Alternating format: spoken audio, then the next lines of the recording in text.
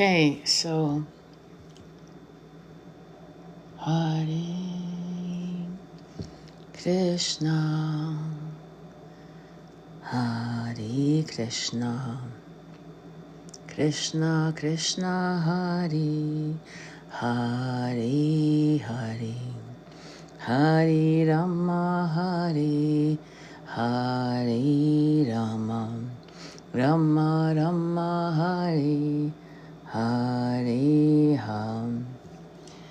We're going to be talking about, well, the shit show that's been going on in front of you.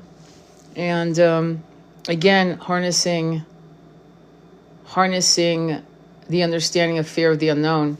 Because at this point now, I think it's wise to say that you don't know what to feel about the massive horizon of this unknown. Now, you've had many unknowns in your incarnation during this timeline, but this is probably the mother of all mothers of the unknowns. And you're right to take it seriously because of the investigation. I'm going to back up a little bit and remind you, and again, I've been inspired by Shay. She has a live going on as well. And we've been talking about this, that the awakening is a critical thing that we have to, it's an energy field that we have to protect. Okay? And there are conservative people, very conservative people, racist people, misogynistic people, okay, that are waking up. And it's a very, very, very small, it's a handful. You could probably count them on both hands at the max. They're waking up, and if you remember when you woke up, I hope you remember, it was painful. It was painful, and you're still seeing things that are horrific.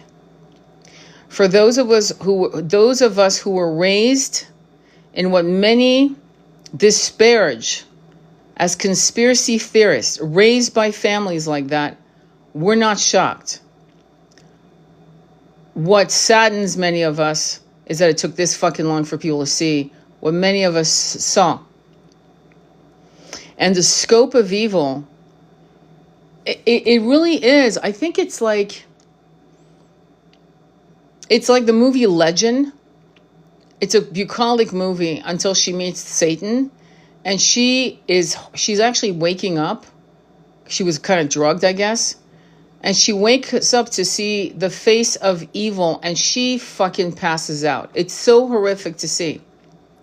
So the fear of the unknown is realizing that you're going to see things that are horrible. And maybe we're being prepped. We're being prepped because our brothers and sisters in the stars, star seeds, like this figure right here that I have on the screen here. Our brothers, Andromedans, Lyrans, Arcturians, Sirens, Jesus Christ, species, humanoid and not, that come to us to take care of us, to actually help us get out of this debacle. And so maybe, and this is my theory, maybe you're seeing the absolute horror of humanity and how evil it is, so that maybe your heart opens up to more unknown, which is creatures, you'll call them creatures, forgetting that you were once incarnating into those types of bodies, avatars, but anyway, so that you don't fucking panic, so you don't freak out. Because when you are faced with this kind of evil, at this point, for me personally, I can't speak for you, anything's better than this bullshit. Because the evil, the outright lies, and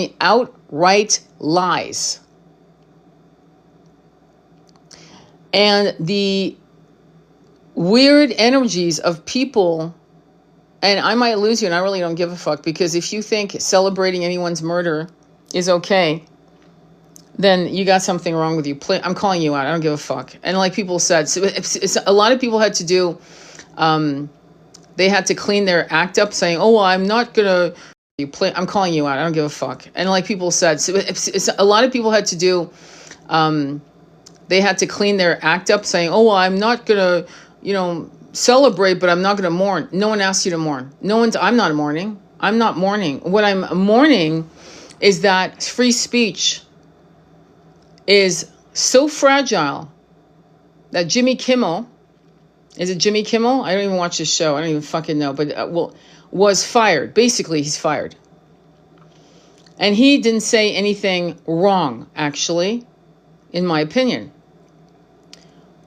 He stated facts. Meanwhile, we've got BB Fuckhead, who, as the shit went down, made a statement within hours that it was probably a Muslim person who had done it. I just, out of his ass, decided that was a good idea to say that, to incite anger. Meanwhile, we have, what's the guy on Fox who said that people should, what we do to dogs after they've been in a shelter for too long? You have to do that involuntarily.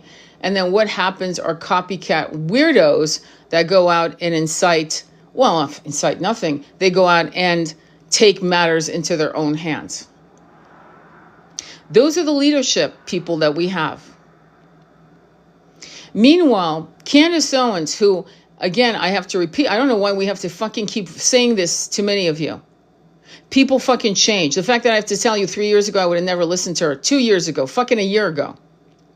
I started dipping my toes a year ago when I heard people clipping her work on TikTok. And I went, wait, hang on. Is she pro Palestine? She's pro? She's actually advocating for fucking white, brown, black Palestinian babies? Yeah, because they come in all shades. Yeah.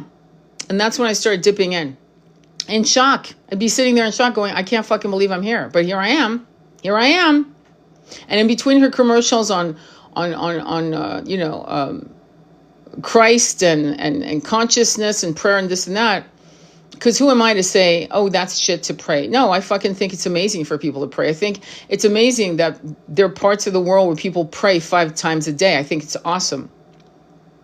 I think a lot of things are good about certain rituals and ceremonies and so forth. But I also, as you know, I've been doing a series on the Cathars and the Knights Templars. I also see, in God's name, incredible horror. So Candace Owens is creating some incredible truths. And she publicly said, and I was in shock, that she was very sorry. She not only herself voted for Cheeto, but also had a huge amount of people vote for Cheeto, okay? And that's honorable to say, I fucked up. And I apologize. Meanwhile, Tucker Carlson is another one. Okay? And there are other ones that are really volatile characters in this play. And it's a fucking play. What you're seeing is Shakespeare. It's a Machiavellian Shakespeare play that you're watching in full Technicolor with surround sound. And meanwhile, while all of this fuckery is going on, you got kids dying every day. You got people pushing up their barbecue tools in Is Not Real and barbecuing food right on the fucking boom right there. So over the fence, they can smell the smoke of food. But what is happening that's incredible in all of this horror and slaughter and loss and grief and fear, fear, is that we are finally, I think, as a people coming together, realizing there are no parties. It's like a quarter. You flip it, it's still a fucking coin. Heads or tails. They're both assholes. I think you're finally realizing that. So many of you will find yourselves to be orphans. I would think. And ultimately, what is the glass half full is that the awakening of many people is happening at a very fast pace. Meanwhile, I'm talking to clients who are telling me that their mothers or their fathers or their whatever, siblings are diehard asleep. They will fucking die on that hill of ignorance. Okay? And again, I have to remind them, remember Plato's parable of the cave. What happens to the guy? He gets torn limb to limb. Do not try to bring light to those who refuse. I don't care if you stepped out of that woman's womb or that was your father or whatever the fuck's going on. Do not try. But in the same breath, do not shame the conservatives who are waking up, who are literally waking up, and do not shame them. Do not say, I told you so. Do not, again, I think it's a great message that Shay was talking about, is open your arms to them and say, yes, brother, sister, yes. I think that's a really good message. It's an important message because we do not want to shame them back into their hole. Right? The I told you so is really for small-minded people. You know what I mean? And so just have faith that it is really, it's really heavy what's going on right now on the planet. There are people taking control of their countries. Nepal, okay? You can actually see there's a helicopter with people hanging off a rope, escaping. Nepal's never had a good political history at all. It's been corrupt for since the 90s, okay? And so it looks like they put into power a female prime minister, and should be good. I hope it works for them. I really do. They deserve to feel safe. They deserve to be free to live the way they want to. We need a society where people are safe. What a concept. In particular, women are safe. And what I'm finding that is really alarming, I just saw another a post on a woman who lived in Dubai. We've romanticized Dubai and no crime, no this. Well, it's because everyone's terrified of fucking reporting them. But the way they treated her when she was assaulted by 3 men, I reposted it. You can check it out. She talked about how it took her forever. I mean, she had to put foot to ass to insist that she be allowed to report the crime. Allowed. So what I will say to you, and I think it's obvious at this point, that the root chakra of the masculine, I'm just going to call you, it really is so fucked.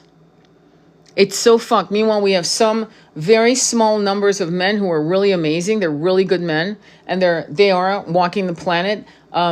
They are protectors, and they are your fathers, your uncles, your brothers, your lovers, your husbands. But it's a very small group. It's so small that it's alarming. And the majority of the men that are walking this planet, my fine young brothers who I call unicorns, are so warped in their root chakra, they're actually dangerous. They're dangerous to you, my fine young brother. They're dangerous to women and to children. That's where we're at. Because the levels of assaults, SA, on women that I'm hearing has gone from, and I've mentioned it before, and I think it's time, I'm going to mention it again. It's gone from 1 or 2 to 15, 30. That seems to be the norm. High numbers in the double digits. That's that's an epidemic. So some women, and I've been cautious about this, but I am going to talk to you about this. Some women have been talking about the fact that the new earth is going to be actually created by, I'm going to say it, a matriarchal society.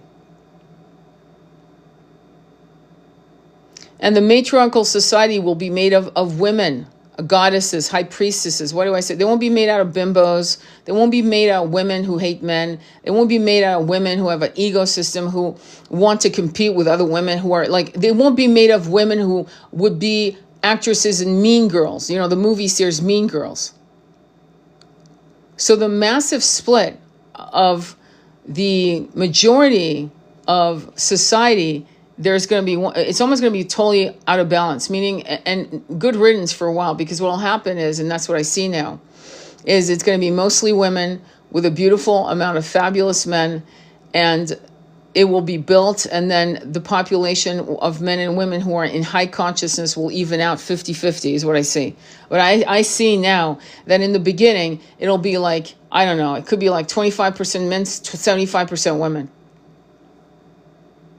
I'm just going to say it. That's what I'm seeing. And these kind of men are not going to be, they're going to be real men, meaning men. And they're not going to have a problem. In fact, they'll be happy to escort us as women safely into 5D, away from these absolute horror of toxic patriarchy with their fucking laws and and they each think their religion is better, and it's fucking not. It's filled with toxic misogyny. Period. I'm just going to fucking call it out. And so to the fear of the unknown is to feel like this is not in your hands. Do you understand what I'm saying? In other words, when a person is afraid of the unknown, it means to me that they feel they can't control the outcome. And I'm here to tell you that you can. How you manifest these next 10 years. Prophecy of the psychics, many of psychics of us. I don't know where we got that, but it was almost like the 100 monkey theory where, no, it wasn't almost like, let me correct myself. It was the 100 monkey theory where many of us got the date 2032 and 2033 as the final fucking, we made it. Okay? So that reality is still up for grabs because I've been studying a little bit more with CERN. And CERN is where the elite are playing funny business with portals.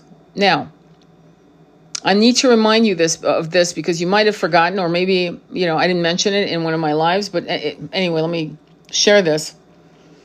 The elite have been playing, and they've been occultists. They've been playing with the occult, metaphysicals. It's been studied scientifically by the Russians for fucking decades. I've seen that since the 19th, at least from my vantage point, since the 70s. But I'm sure far, far beyond that. But let's just say 70s, okay?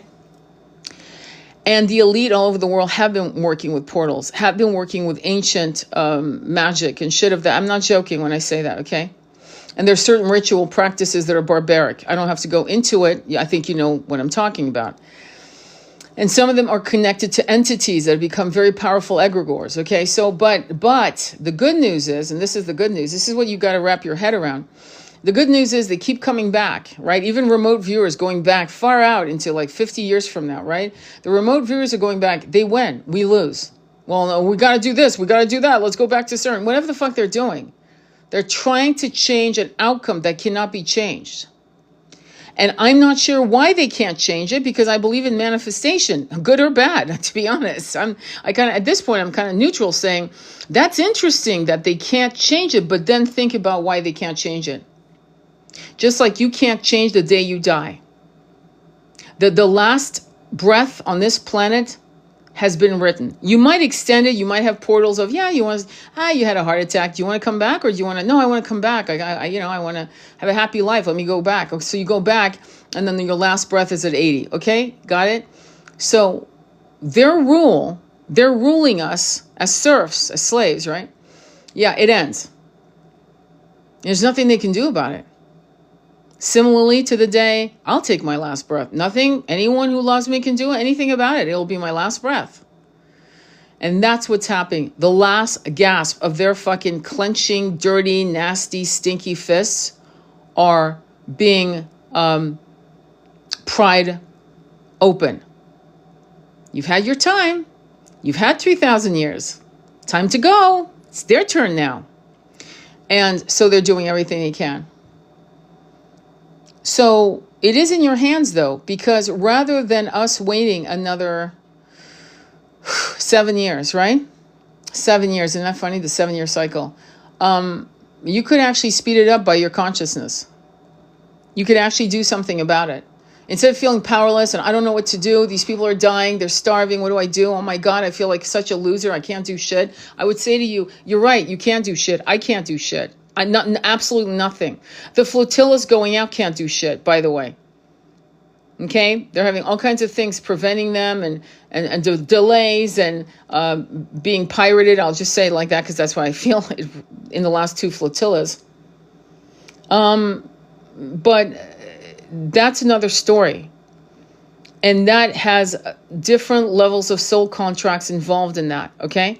But the collective soul contract of this planet being owned by high vibrational human beings is set in fucking stone. Period. It's engraved. They can't rub it out.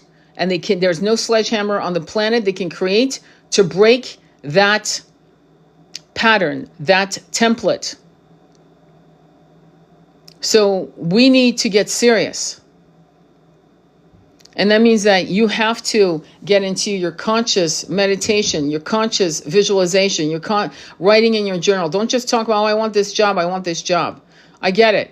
But you need to also add to that in your list that you want a planet for, I don't know, depending on how old you are, a planet for your children, your grandchildren, right? A planet for people, you may not even have children. A planet for people that will incarnate long after you're gone. That people can live in with some level of dignity and generosity and abundance for everyone. It can happen. And my message keeps going back to that.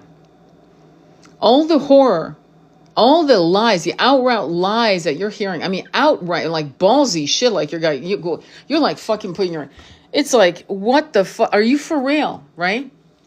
The arrest of the supposed man who took CK's life, right? I don't believe it for 1 second. I never did. As soon as I was like, oh, hell no. That's not even the same face, not the same nose, not even the same chin hair. It's not the guy. But they think, and this is what's so funny, and they think it's the 1970s. They think, like I said before, we have flip phones. It's insane. And they're in shock they're not getting away with it. They're in shock that the repeat patterns that have worked for, like, I'd say 77 years aren't working anymore. You know? And all truths come out in the end. All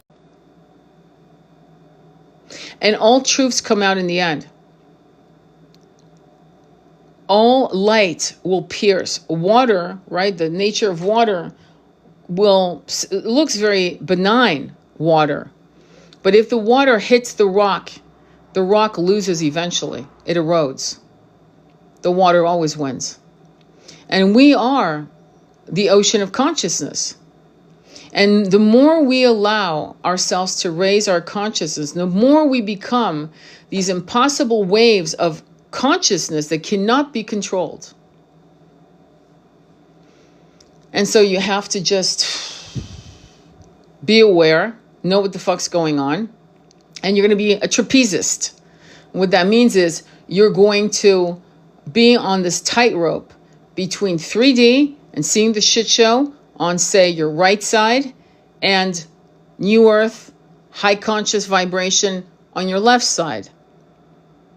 The path of the heart. And it is scary. Don't look down. Don't look behind you. Keep going forward. Do not look down. Do not look back. And you're going to have to make decisions. Yesterday I had a conversation with a woman, client, friend, and we talked, and I said, she won't mind. I said, her father is on his deathbed. And he's made it impossible for her to reach out to him and be with him. He's got a second wife or whatever, right? And I said, you got to do what you got to do. She's got an amazing opportunity to leave the country, to go somewhere else. And I said, pack your shit and go. You can't save people who don't want to be saved. You can't love people who don't want your love. You got to leave. You got to move on. And it's not easy. That's what's so extraordinary about you. It's not easy. And you got to say goodbye. Because what happens if you don't, and I've talked about it, but it's been a while, their karma becomes your karma. Do you understand what I mean? Your karma is good, right? Your life has been good, shit's easy, and you're in love with an addict. I'll give you that example. He's an addict. He's a fuck up. He's crashed your car. Fuck. Now you've got to rent a car. You understand? He goes to jail. Now you're putting your money into getting a good attorney as much as you can afford. And it's actually putting you upside down. You got to get a loan for 20 grand. You got a line of credit. And that 20 grand you could have used to start a new life somewhere else. But no, you're using it for that guy. Your karma, that was pretty easy. You were born with all the right numbers, you know. When you incarnated, they said, give her whatever she wants, or him. And now, this person that wants to lose is taking you by the ankle to the very depth at the bottom of the ocean. You're not going to fucking win that fight. You can't save someone who wants to lose. You can't say, do you understand? And you're going to do more for the planet. So it's about the greater good. The greater good sometimes is to say goodbye and not speak your truth to your family members anymore. Right? Until you've settled something so powerful and so well rooted that you can always reach out to them again, wherever you are in the world, and say, hey, if you need my help, I'm here. And don't be surprised if they fucking do not want it. And being a good person, that's going to hurt. Not your ego, but because you know that it's going to they're going to put themselves in a weird situation. Meanwhile, you'll also have other friends who want the Mad Max world. They're slobbering for that CW, right? And that CW is all they want. And they're getting ready. The preppers, they're like, yeah. And they don't realize, right, what that looks like. Do you know why? Because they've never been a country that was taken. Unlike the Europeans. I was telling that to someone. I grew up with stories from my grandmother and my mother of the Germans in Paris. We've all grown up with those stories. All of us know those stories. Americans have never experienced that. It is not something you fucking want.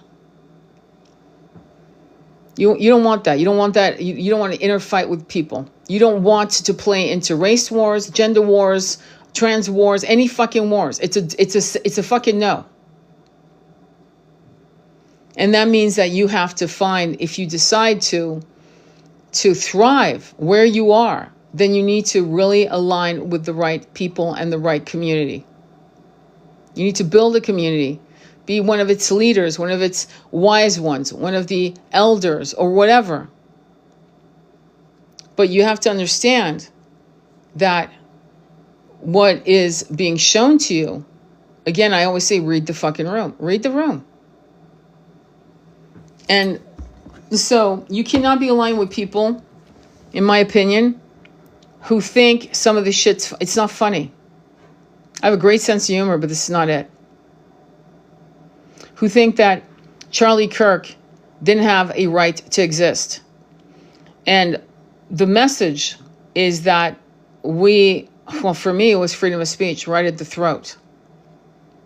Throat chakra. I mentioned it before. And people keep doubling down, saying all the evil shit he said. I get it. It was harmful. But what I did see is somebody trying to change. Somebody actually waking up going, what the fuck? I thought it was blue, but it's actually purple. I thought these people were good, but they're actually evil. I thought this was going to be okay, but there's no integrity here. That must be a shock. Especially when you're naive. Especially when you think you got it all figured out because your bank account says so. Do you understand the value that we've put on people's success is money, not wisdom? That's why we have homeless people that are fucking brilliant. They're mathematical geniuses, some of them. They're poets, they're philosophers, but they got broken by, they couldn't play the game. We value money. We think somebody with money is successful. Do you see the problem here? And now we're realizing that the people who have money that could stop the insane suffering of human beings around the world choose not to. It's a choice. And they use religion and this weird fake brotherhood of, well, we have history together. We established these holy things together. It comes from us. Yeah, fuck that. To connect to God, you don't need a book. You need a fucking brain. You need a heart. You need fucking go in the woods. Make it your chapel, your temple. You don't need somebody telling you what God thinks. Fucking sit down and listen. What does God say to you? What does the earth say to you? The great spirit of the great mother that has been your mother every incarnation. You set foot on this planet. This was your home. This was your mother. This planet. What is she saying to you? Do you really need a man or a woman in a little outfit with a cute hat to tell you what to think?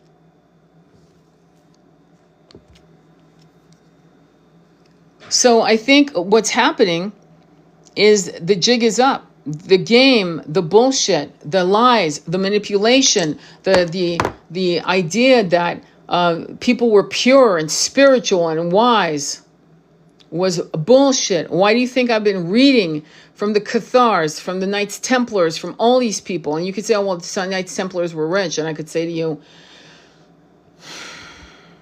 they had brought wealth they had earned. They were given some of this stuff. Some of it was stolen. But they were a sect of like samurais, in my opinion. I'm going to call them samurai monks that had brought back some of the wisdoms of the East, the Middle fucking East, the Middle East that gave us Plato, Socrates, Aristotle. We wouldn't have it if we, do you know what I'm saying? Fascism, and we're confusing religions with fascism. We have 3 religions that are fascist. Did you notice? Religions. And they're very harmful to women. If you really study those religions, and there's more, but let's just talk about the 3 that we are very familiar with in the Western world, they need to revamp their shit. I'm sorry. There's some explaining to do.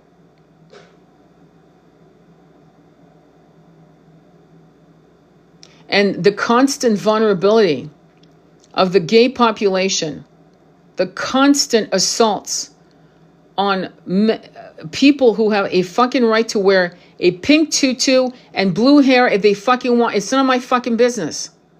As long as they don't play with children, we're good. Meaning diddle with children.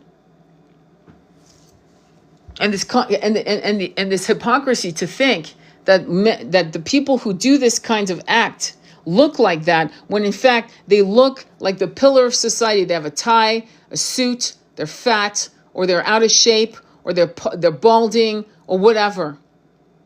That's what they look like. They look like somebody who you might think you should respect when you should actually fear them. It's almost like we can't recognize where evil lies. Evil lies in the most pleasant or the most benign of faces. Wearing clothes that make you comfortable. And maybe this is why these people, these ETs, your actual ancestors, if you're a starseed, haven't landed. Because you look at what people look like rather than what you feel from their energetic field. Why would they land? I love when people say, oh, Jesus, he's coming back. Yeah, really? Coming back as he was 2,000. I love when people say, oh, Jesus, he's coming back. Yeah, really? Coming back as he was 2,000 years ago, you dumbasses would arrest him as an immigrant, you fucks. He was Palestinian. He was Semitic. He had Arab blood. Arabs are Semitic. Looking Arab. Brown skin. Or tan skin, whatever you want to say. Curly, dark hair. Hazel eyes, green eyes, whatever. But he definitely doesn't look like he's from Norway. Wearing a long robe, barefoot or sandaled. You don't think the Ice Cube people wouldn't grab him? Can we wake up here from? So let me just say, we're so busy looking at how people dress, look, act, we've forgotten how to actually see where evil lies. And that's why these starseeds, these tribe members, our families, our ancestors from past incarnations are not landing. For what? They're not safe either. They're not safe from people like us. They're not. And they haven't. And if those videos from the 1950s and 60s are correct, I'm correct. They were never safe from us. So until we start understanding what evil feels like rather than what we think it looks like, because it's not some dude wearing tattoos and piercings sometimes. It's not that guy. It's a guy in a fucking suit. Driving a fucking $400,000 car. He's got fucking 10 of those. Okay? And that's why they're not landing. And because I kept thinking, why aren't you? I wouldn't feel safe if I looked like her, or I had dark skin, because they come in pure matte black velvet skin with eyes like hers. I've seen it. They're not, and those ones with the dark. Oh yeah, they're definitely not safe. Absolutely not. So we need to help these people who are willing to wake up to wake the fuck up. And we have to make sure that, well, first of all, you need to not be afraid of the unknown.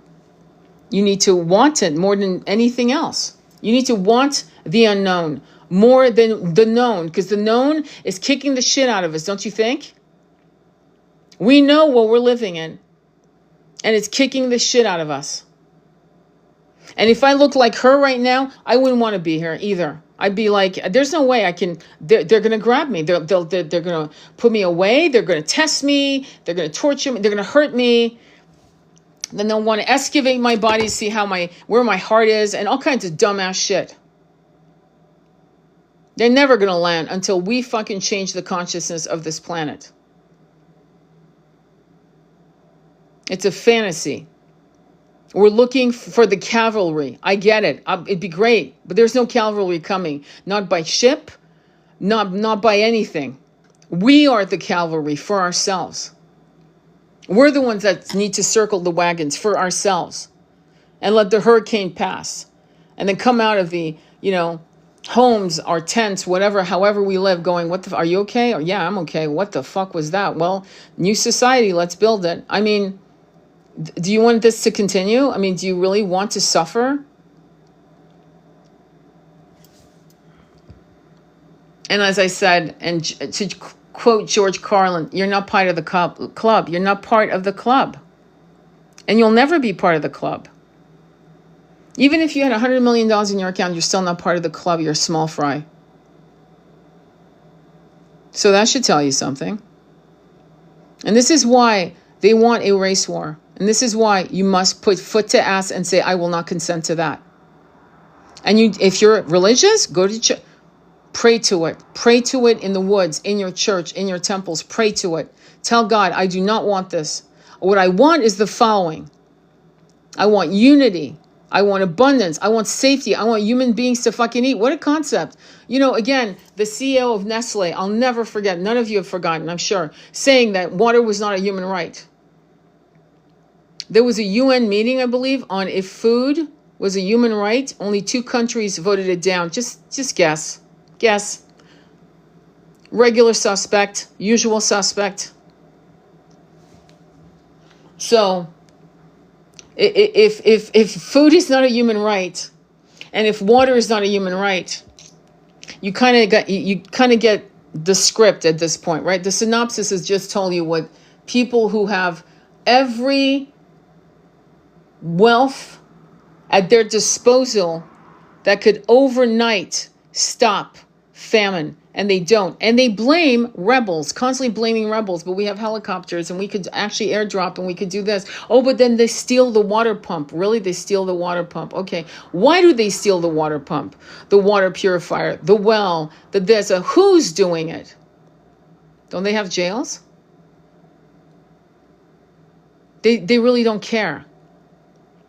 They really don't want people to thrive on this planet. It's not to their benefit. And the African leaders that do are a threat. So you want these people here, like her, beautiful girl, right? Beautiful Andromedan, to land? We better do better. Because right now, they would be an absolute danger for them. I don't think they would survive the experience. You think they would harm us? No, we would harm them. Are you going to disagree with me on that? Because I think we can agree. We would harm her people. And I hope you understand that. I'm done with hard. I'm done with suffering. Yeah. And we're suffering on levels that are so, it's the daily drip of this poison. You know what I want to do? You know what I'd love to do? Heal people for free. Fucking read my books or write books and just be and not pay to live. Aren't you sick of paying to live and told what to do? And don't think the grass is greener. Right now, there's some countries that are definitely better, like Iceland is probably a good example. If I was a woman right now, well, I am a woman, but if I was a woman that was that was just a single woman, honest, I'd probably live in Iceland. Because it's matriarchal.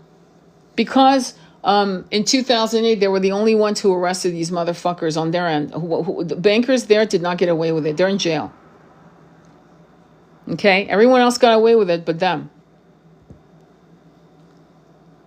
Do you see how politics affects your day-to-day life? This is why I don't like people. Oh, I'm not into politics. Neither fucking am I. But guess what? It's impacting my quality of life. So now I have to be politically aware because politics are impacting my spiritual ascension. Why? Well, because instead of fucking meditating for 2 hours a day, I'm hustling to live. That's why. Because I have to make phone calls to pay to live. I have to literally call to make a payment arrangement or to do this or to do that.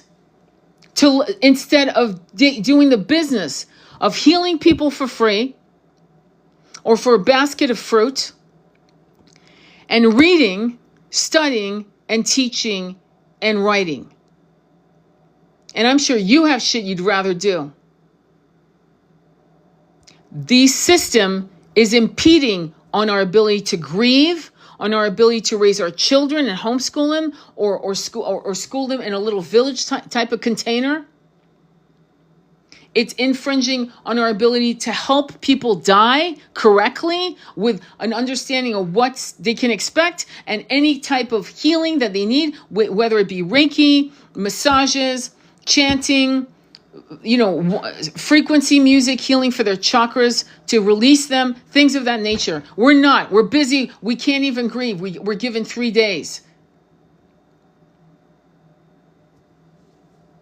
We are actually failing ourselves, our children, our elders because of politics. Because they're making laws that prevent us from, there was a great comment, there was on Instagram, they were showing a baby in the belly, right? Showing probably a 7-8 month baby. Okay, and the comment was, take care of yourself. And I'm so sick of this shit. I'm sick of it. That's nice, take care of yourself. Well, maybe a woman would take care of, and I'm so sick of this shit. I'm sick of it. That's nice, take care of yourself. Well, maybe a woman would take care of herself if she didn't have to be pregnant on her feet or behind a desk until literally a week before she's supposed to give birth. Okay? When a woman is pregnant, she shouldn't have to do a fucking thing. I don't care if she's single and the government pays, and you could call me a communist. I'm not. I'm a person that goes, if we're paying taxes, then we take care of our people. We take care of our children. We take care of our pregnant women. I've seen too many women work at Macy's, at Walmart, fucking about to bust open, climbing ladders because they're terrified of not keeping that job because they might not have, because they need the insurance. That's why people aren't having babies anymore. It's fucking too hard, too expensive, and it makes. And then what? What? I'm gonna have a baby, and then in 2 weeks in, I get 2 weeks, and then I turn my baby into some crackpot. I hope to God my baby's okay every day. That's not a kind system, is it? So why would anybody have a baby? There's no nectar in it. There's no nectar. A woman should be able to have a baby and not work for the first 3 years. Frankly, I'd say the first 5. The first 5 years. Oh, well, the kid's being raised by some crackpot, we hope not, in some, daycare system.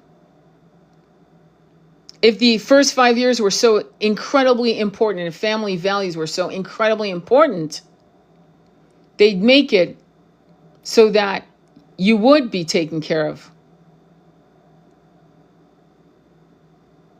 So to be honest, we want to be able to have, I'd love to see pregnant women in hammocks. I'm not kidding.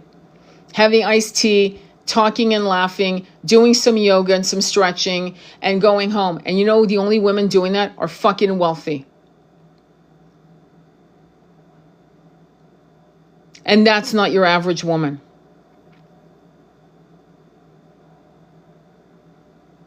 So, look at why Europeans are the happiest. And apparently in Denmark, they are I think it was either Finland or Denmark, the happiest. I know the Finnish children do 2 to 3 hours of schoolwork a day, no homework, and are testing the highest scores on the planet.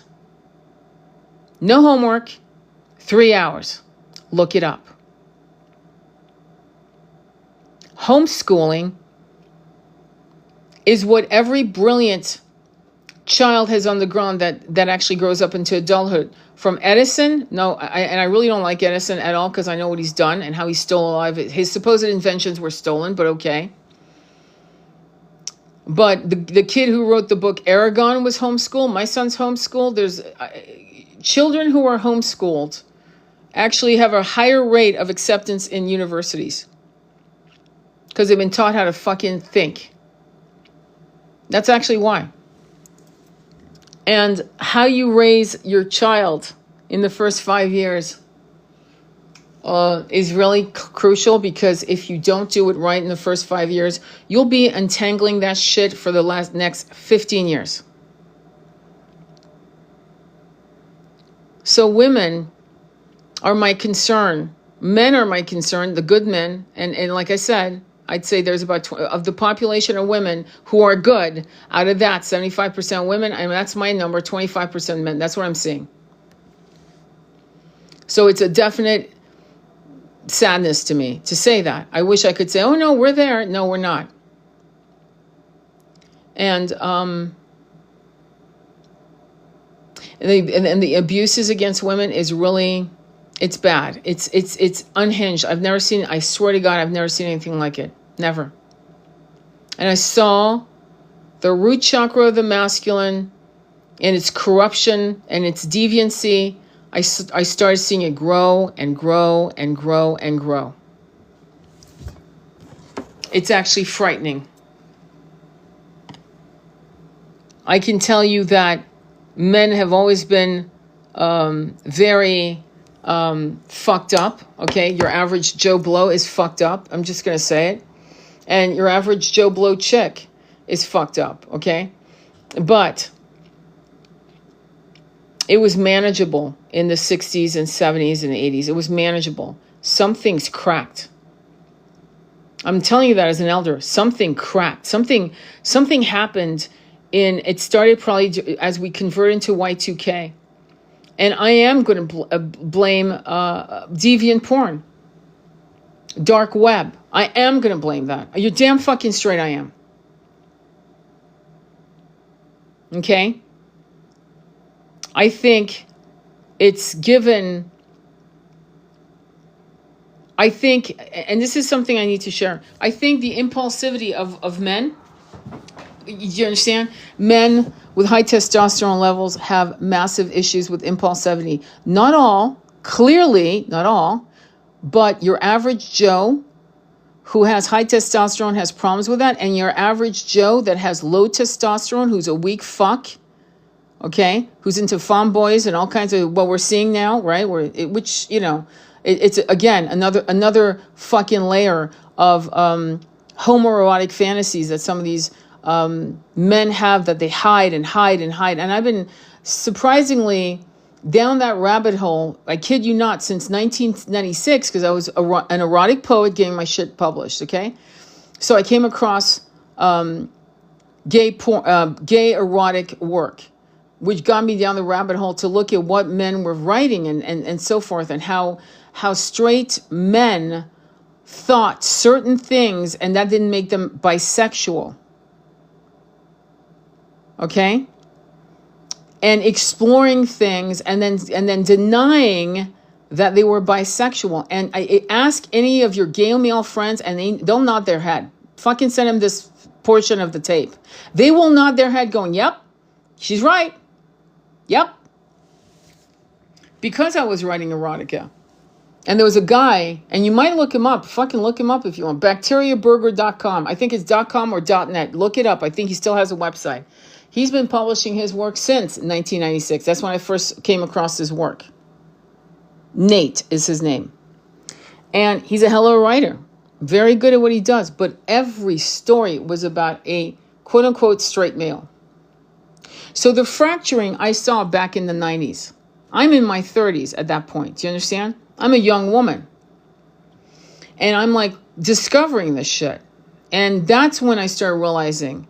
And then when I started doing womb healing circles, and I remember talking to one of my colleagues saying, hey, I'm going to do a womb. So I'm going to talk about bisexuality, like hidden bisexuality in straight men. And they won't want to talk about it. And sure enough, for 3 hours later, we were still talking about it. Every single woman in that circle of 6 women said, oh yeah, I have a feeling, or yeah, straight up he is. Straight up he's bi. Or straight up, I think so. I think that's why we broke up. I don't think he wants to be with women. So what's interesting about this whole thing of one person losing their life, right? All of this dark, weird shit is coming up, surfacing. And it's showing you this understanding of this masculine rage, which of course women would mirror with feminine rage, and like not knowing quite what the rage was for, but knowing I'm not safe with you. You don't make me feel safe. I'm going out to dinner. You invited me. That means you pay. If you invite me on a date, but it's a Dutch date, then it's a Dutch date. Then I have my budget, I have my money, and I'll go out. I've been stuck with a bill once before. When I was about 19, I was in shock. Actually, no, wait, twice. Weak men are actually sometimes more dangerous. And you know what I mean by weak? Are more dangerous sometimes than strong alpha males. Believe it or not. And these weak men have these weird, like incel, what is it? The incels, the red pillars, like populating their thoughts with these weird ideas that really hark back to jail. Like a jail mentality, where men who are straight will pick a more feminine guy and make him even more feminine so they can feel like they're not doing anything crazy. Do you get what I'm saying? So it's a jail mentality right here on the streets of the world. That's insane to me. That's like, wait, hang on, you do that shit in jail. You don't, and why? But it's apparently a subculture. So when I tell you that we women are not as safe as we were 25 years ago, I'm not saying it to scare you. I'm saying it to say that this is why I've been calling out men, good men, saying, please fucking say something so that we can change this movement of deviant, toxic sadism into men realizing that it is their duty to protect the most vulnerable. And if you don't think it's your duty, you're fucking in my way, get the fuck out of my way. You're in my way, but don't fucking block my way. Don't abuse me. Don't grab me. Don't do anything with me. Men are duty bound. And why do I know? Because when I was a man, and I did fuck up on women, but there were points in my life when I was a man where I was the protector of the most vulnerable. It is your duty if you're a man of integrity and honor. It is your duty to always safeguard the precious lives of children and women and elders. Wolves have more honor than your average man. Study wolf packs. I've talked about it many, many times. Wolf packs have more honor than fucking weak men. That's to me, it's outrageous. And I'm actually saying this. And it's been insidious for decades. Sexualizing women. My son was watching, something came on the feed. I went, what's up? He was like, what the fuck? I heard him. I go, are you okay? What's going on? Yeah, I just saw Brooke Shields she's fucking 12. She's on Playboy? I go, yeah, she was on Playboy at 12. Yeah, she was. What the fuck? Are you kidding me? I go, yeah, she was in a movie called Pretty Baby. We have been sexualizing children for way too fucking long. And there's been this weird hate.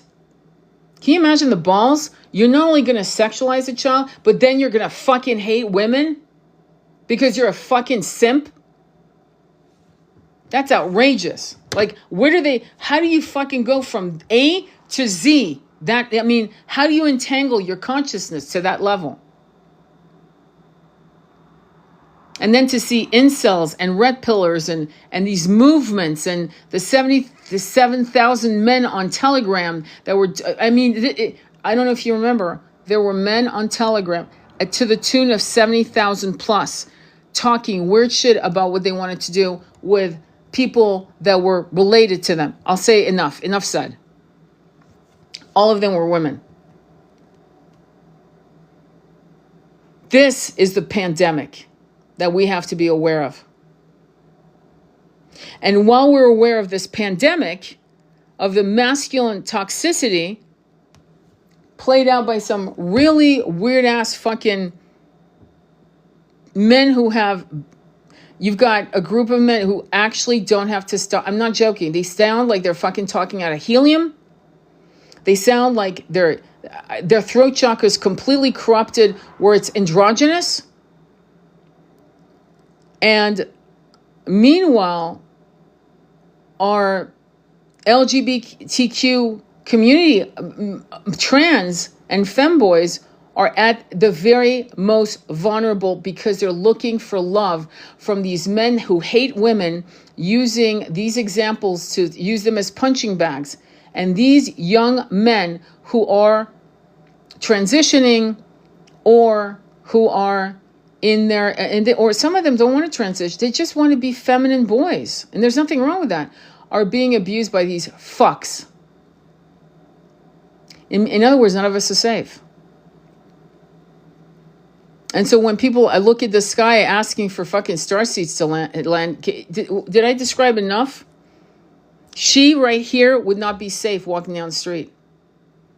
She right here would be harmed.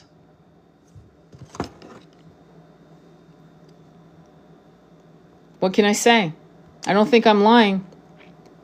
And I'm raising. Well, I'm not raising. He's my son. I'm mentoring my son.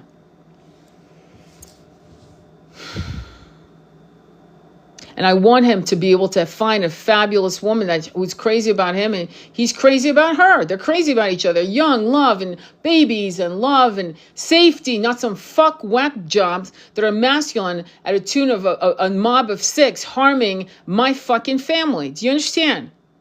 Weak men are the most dangerous. Men who hide behind their homoerotic fantasies and hide it are dangerous. Bisexual men who are in the closet are dangerous. They have a weird, strange rage. And you guys need therapy, psilocybin, some plant. Go fucking go to the grandmother, the grandfather, or the elves. I don't give a fuck. And this is why one of the great comments, and I have to say it very carefully,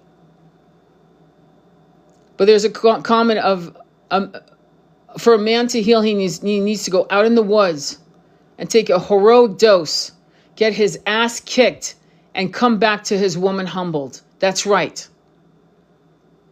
I am sick to death of also alpha males and their addictions, sex addiction, porn addiction, drinking, drugs, whatever, not wanting to win, apathy, little boys, little Peter Pans, and their big bodies, and not fucking doing the work like women are. That's why women are fucking tired. Women rather live in a club with women. I remember when I first did the grandmother, I chose a group of just women. When I was healed, I was able to do the co-ed group the following year, and it was a good thing. I met fabulous men, amazing men, but I wasn't ready. I had to be around just fucking sisters. I couldn't handle any fucking testosterone. So I've been there. So when I talk poetic about men, I'm talking about the sacred divine masculine. And I have said again and again, your template is Yeshua. That's it. That's your template. Your template is Krishna. If you don't know who that is, find out. Fucking study. Find a template and make it yours. Those are the only two male archetypes I would actually, tell you to look at. I wouldn't recommend any others. I can't think of any others. You know what I mean? At all. Honestly. Make those two. Choose one. Make it yours. The rest of the other masculine archetypes, I'm not convinced. I'm not. Okay? Shiva's doing his thing, man. And he's like, doing his thing. He's not really involved in, Shiva's doing his thing, man. And he's like, doing his thing. He's not really involved in his counterpart. So it's not good. It's not a good template. He's on another realm. I mean, I'm not putting him down. Obviously, I'm not putting down Shiva, but I'm saying it's not the template of divine union. Krishna, Radha, Yeshua's Mary Magdalene, perfect template. And guess what? He's perfect. When you look at Yeshua, he's in the middle of fuckheads and pedos and money changers and all that shit, and he's losing his shit. He's a defender of human rights. He's an advocate of women's rights. In a land that saw women like shit, would stone you to death if you looked at a man, if you wore your veil sideways, if you showed your ankle, if you fell in love with someone else you weren't allowed to fall in love with. So, and Yeshua advocated for these innocent victims of a society's norm, controlled by misogynistic fucks, males. So he's a hell of a good template to have. Because he doesn't sexualize Mary Magdalene. They are tantric lovers. Show me your boobs. That's not what was happening. Well, if you're not going to make me lucky tonight, I guess I'm not going to pay for dinner then. I mean, or am I going to... I'm seeing like videos of what young women are dealing with you fucks in parks, minding their own business, and you guys coming up to these women. I'm going to say it again and again. And I'm seeing videos of you fucks no. No is fucking no. One no, that's it. Not, can I get your number? No, have a good day, ma'am. I'm sorry I bothered you. That's a gentleman. That's actually a real man. Anything below that, anything more than that, you are a fucking loser. You're a loser. You're big L. You're a big loser. And you've got no testosterone, because if you did, you'd be man enough to walk away with and literally tell her, hey, listen, I'm really sorry. I didn't want to make you nervous. Have a great week. I mean, thank you. And you leave. You fucking leave. None of you have to buy any woman a fucking meal. You can have a cup of coffee in a public place and figure out if you even have chemistry. Stop dating. Stop going out to dinner. So, and chicks that do this to get a free meal because you're little idiots. Oh, I'm just going to get dinner. Oh, you know how I don't pay for my dinner? I just date at 30 days out of the week and I get takeaway bags. And I just date and they pay for my meal. It's so funny. And I never pay for my meals. You're an asshole as well. You're a fucking asshole. So what needs to happen in our new society is fairness, honor, integrity. Integrity is doing something right while no one else is watching. It's doing it not for the accolades, not to be honored by it. You do things that are honorable even though no one's going to see it and no one's going to congratulate you. Guess what?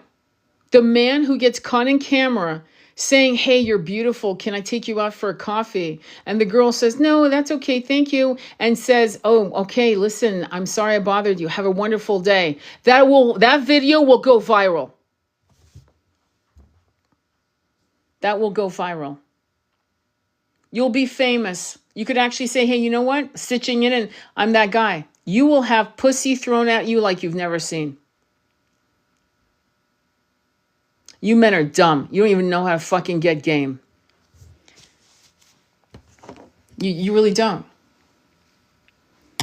And this is where we have to, as women, put foot to ass and realize what's about to come next.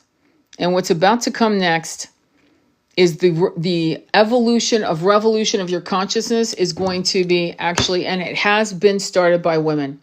Ironically, the books you're reading most likely are by men. Have you noticed? Dr. Joe Dispenza, Dr. Weil, Michael Singer, Deepak Chopra, Rudy Stanza, Jesus. Trying to think of the one woman that taught me how to start thinking like I do was Louise Hay in the 1980s.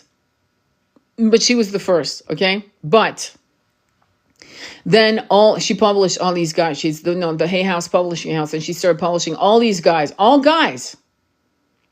Okay? The Mary Magdalena book that everyone's talking about, this chick that Megan Watterson, whatever her name is, it's a shit book. It's shit. Okay? No offense. It's shit.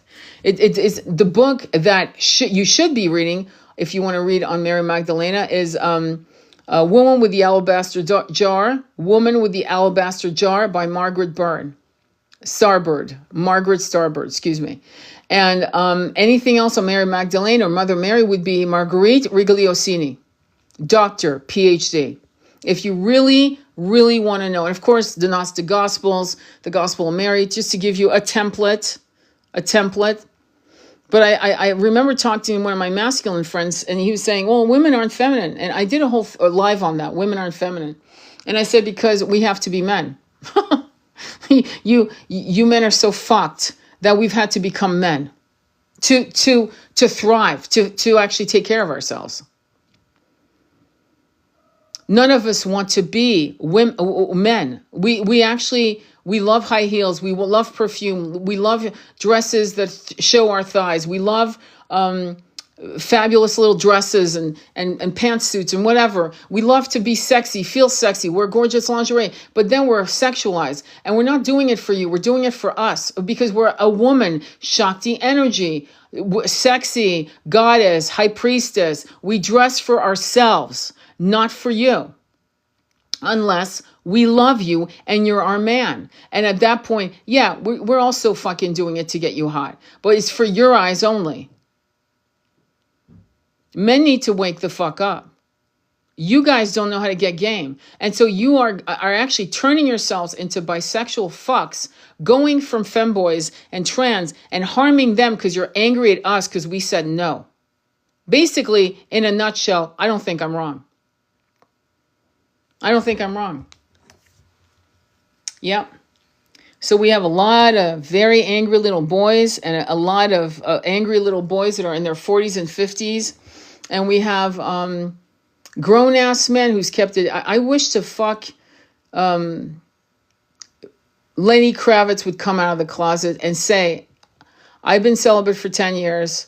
This is my journey as a celibate man. I'm a vegan. This is what I do. I wish he would teach.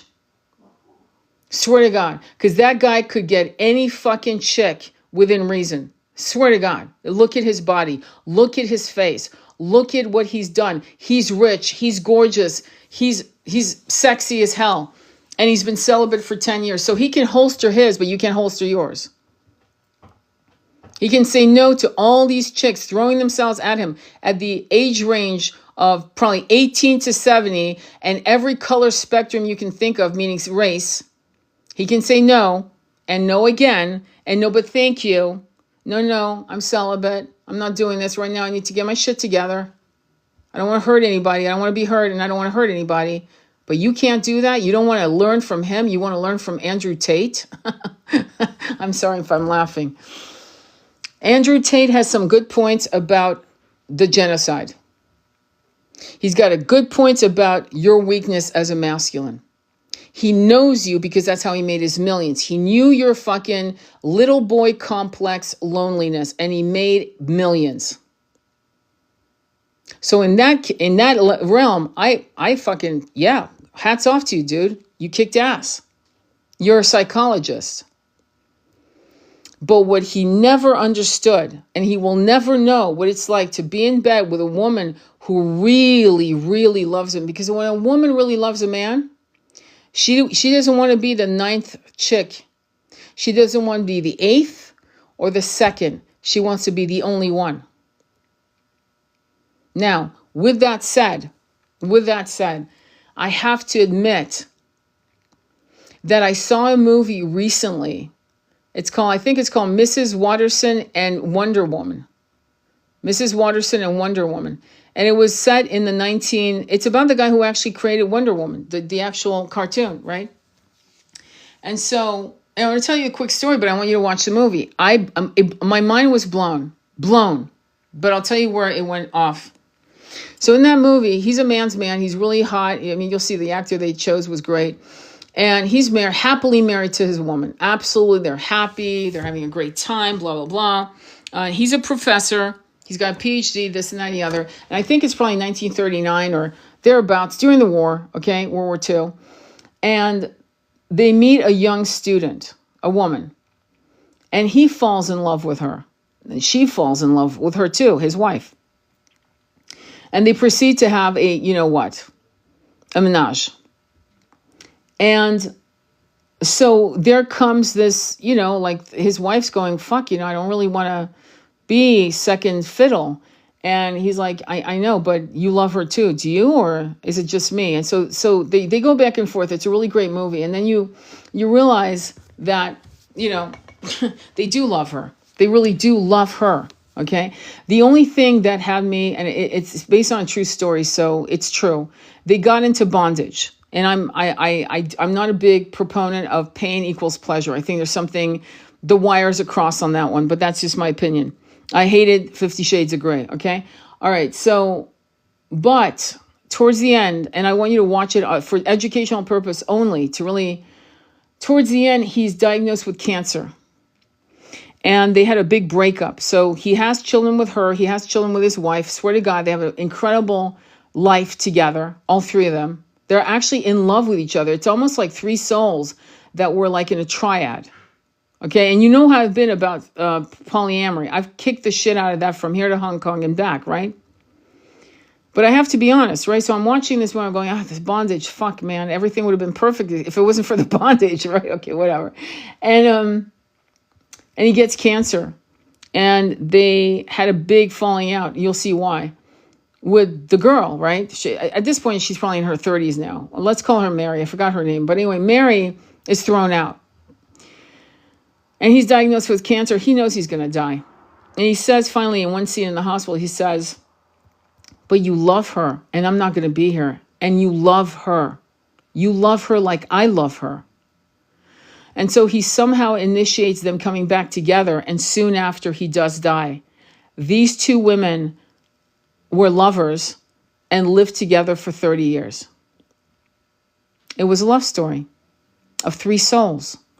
And there was a purity to that, because it wasn't him being a cowboy. It wasn't him being a Buddha bun wearing, New Ager, your constellation, Aubrey Marcus, my constellation, and this constellation. It wasn't any of that bullshit. It was just pure masculine curiosity, desire, lust. But there was love. Like he loved both women. And there's a scene where he says to his wife, "You're strong, you're powerful, you're amazing, you're such a ball breaker." And she's soft, and she's beautiful, and she's innocent. And when I look at you together, you're the perfect woman, meaning both of them. And the way he loved them was actually the way it's portrayed. And there's a book on this. Was beautiful, actually. It was beautiful. And I remember speaking to my son about saying, I have to change my, I'll never be, I'm not into polyamory at all, okay? Because there are too many fucked up men, okay? But in this case, it was sweet, and I even got past the bondage, I have to say. Of course, they were turned on by a Frenchman with selling lingerie, kinky and lingerie. But it's an incredible movie, and I think it's called Mrs. Watterson and Wonder Woman. If you just look up Wonder Woman, you'll see it.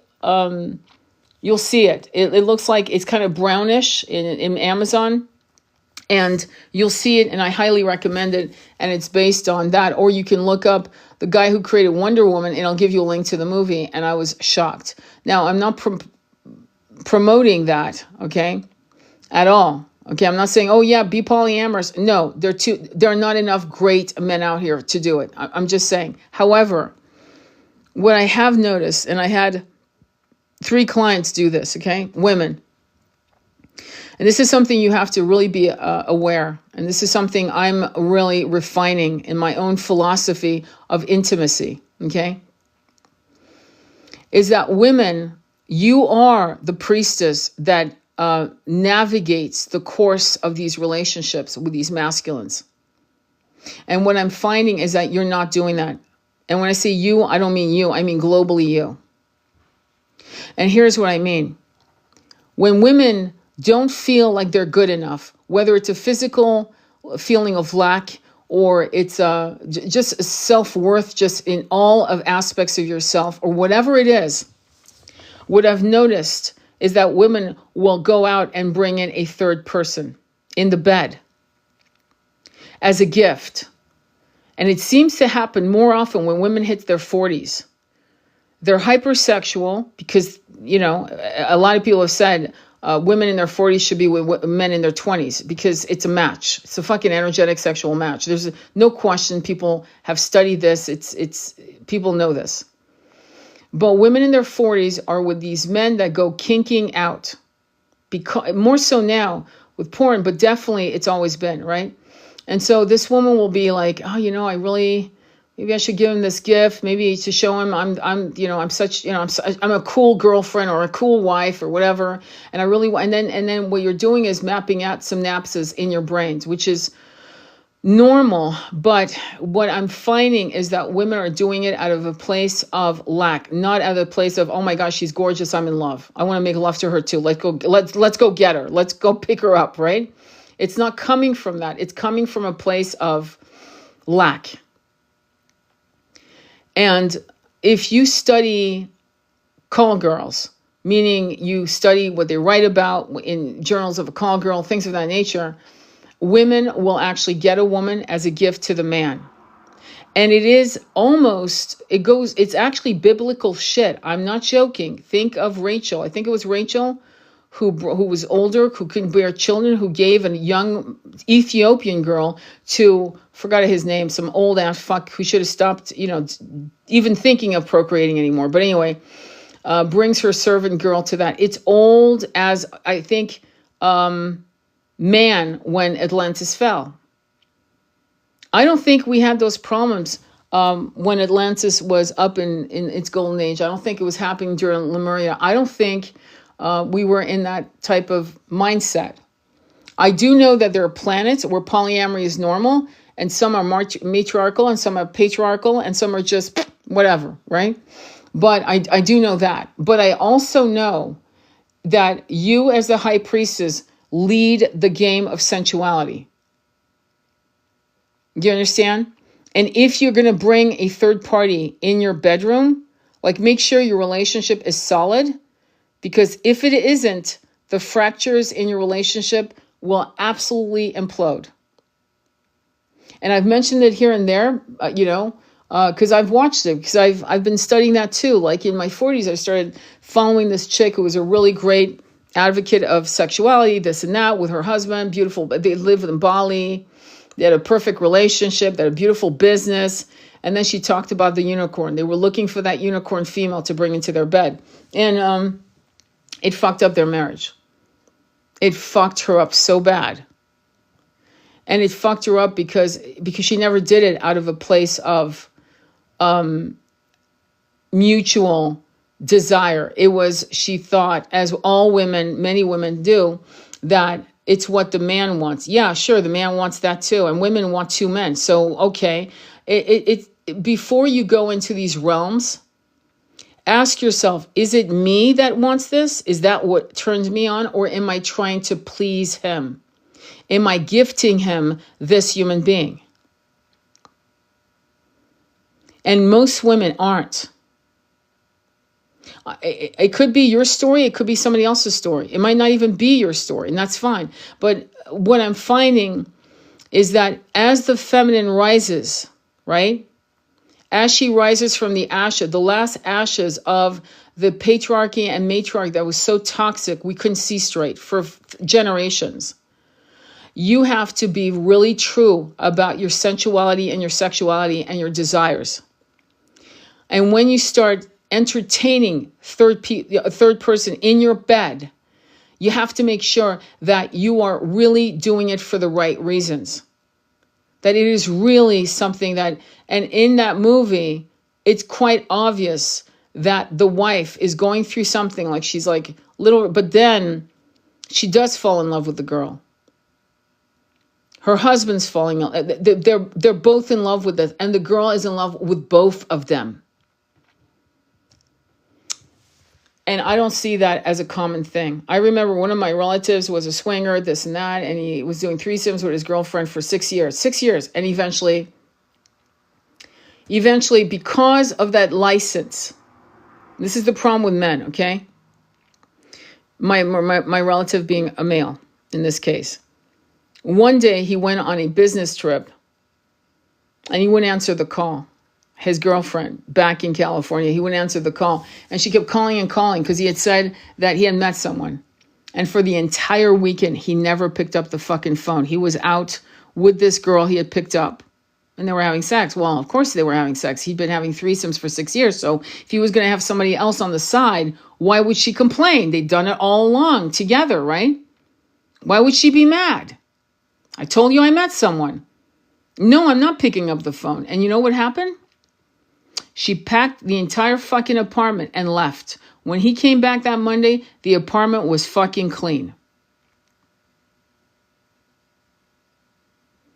So the question would be, in all the time she was having these ménage, was she doing it to keep him, to please him, to be the cool girlfriend, right? Or did she do it because viably she wanted to? Let me put it this way.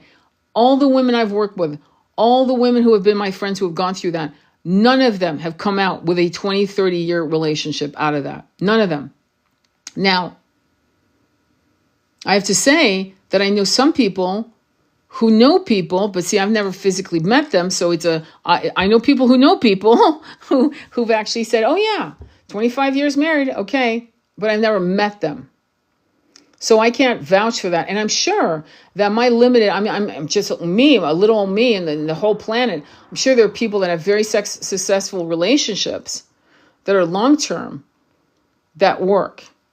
But what set me off and in a way, I'm glad I'm doing this live talking about this. What set me off with Aubrey Marcus, and if you look in my Mary Magdalene and Yeshua playlist on YouTube, you go all the way to the beginning and you'll see I'm going after Aubrey Marcus with fucking double barrels, okay? Why am I doing that? Well, because I'm seeing a woman, his wife, imploding in front of me.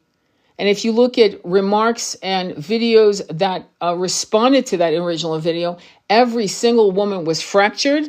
Young girls in their 30s and 20s going, I've never seen anyone literally have a nervous breakdown, and convincing her, gaslighting herself she wasn't. And so that's why I went straight. I was like, it triggered something in me as well, because I'd seen so many of my friends get hurt by doing this. Right? So I think now I've come to a point, as a person who speaks about intimacy, that so here was a famous couple where it was very successful. Okay? And it's a true story. And I actually bought the book. I'm actually going to read it. And I might read it out loud to you guys to see their how it transpired. Like, why did it transpire? But they certainly were in love with each other. And for him to die, and you have to look at it, it wasn't sexual, if you think about it, because this woman, his wife, was heterosexual. The girl was heterosexual, but they fell in love. It was a soul bond that transcended the genders, and they lived 30 years. And that is what we also need to understand about how you can actually meet the love of your life in the same gender. There's nothing to be ashamed of. You could actually, I remember I had one of my friends who was absolutely in love with, what was his name? Oh my God, I'll just call him Tom. Tom looked like Rock Hudson, okay? So he looked totally straight, this and that and the other. And we lived in San Francisco, and we were all in our 20s. And they loved each other, but he could never make love to her. He never could do it because he was definitely into men. Nothing wrong with that. But they would fucking sleep together in the same bed, and they were like so in love with each other, but they couldn't get past. She had sexual hangups. He was definitely into men. And so it was a platonic but deeply intimate relationship, deeply intimate in the emotional aspect. They could not sexualize it, but it was no less beautiful, okay? So, and part of the reason why they couldn't sexualize it, because both of them had massive trauma in the foundation of their childhood that they had never addressed.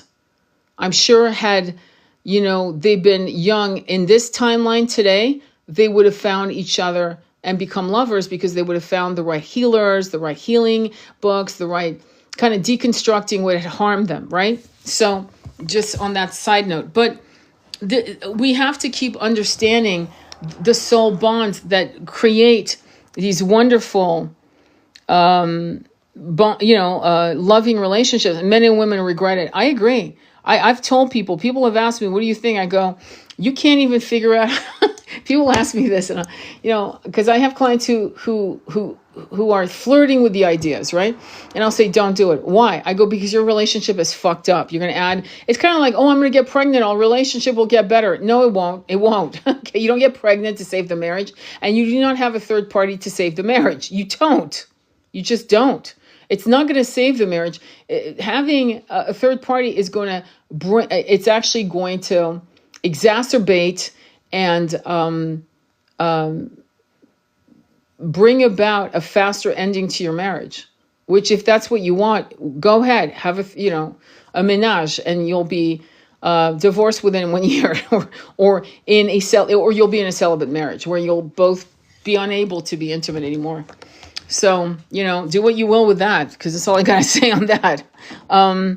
Some women, and this is something, again, when I tell you I study this shit, I did, because I was trying to figure out, well, how do I do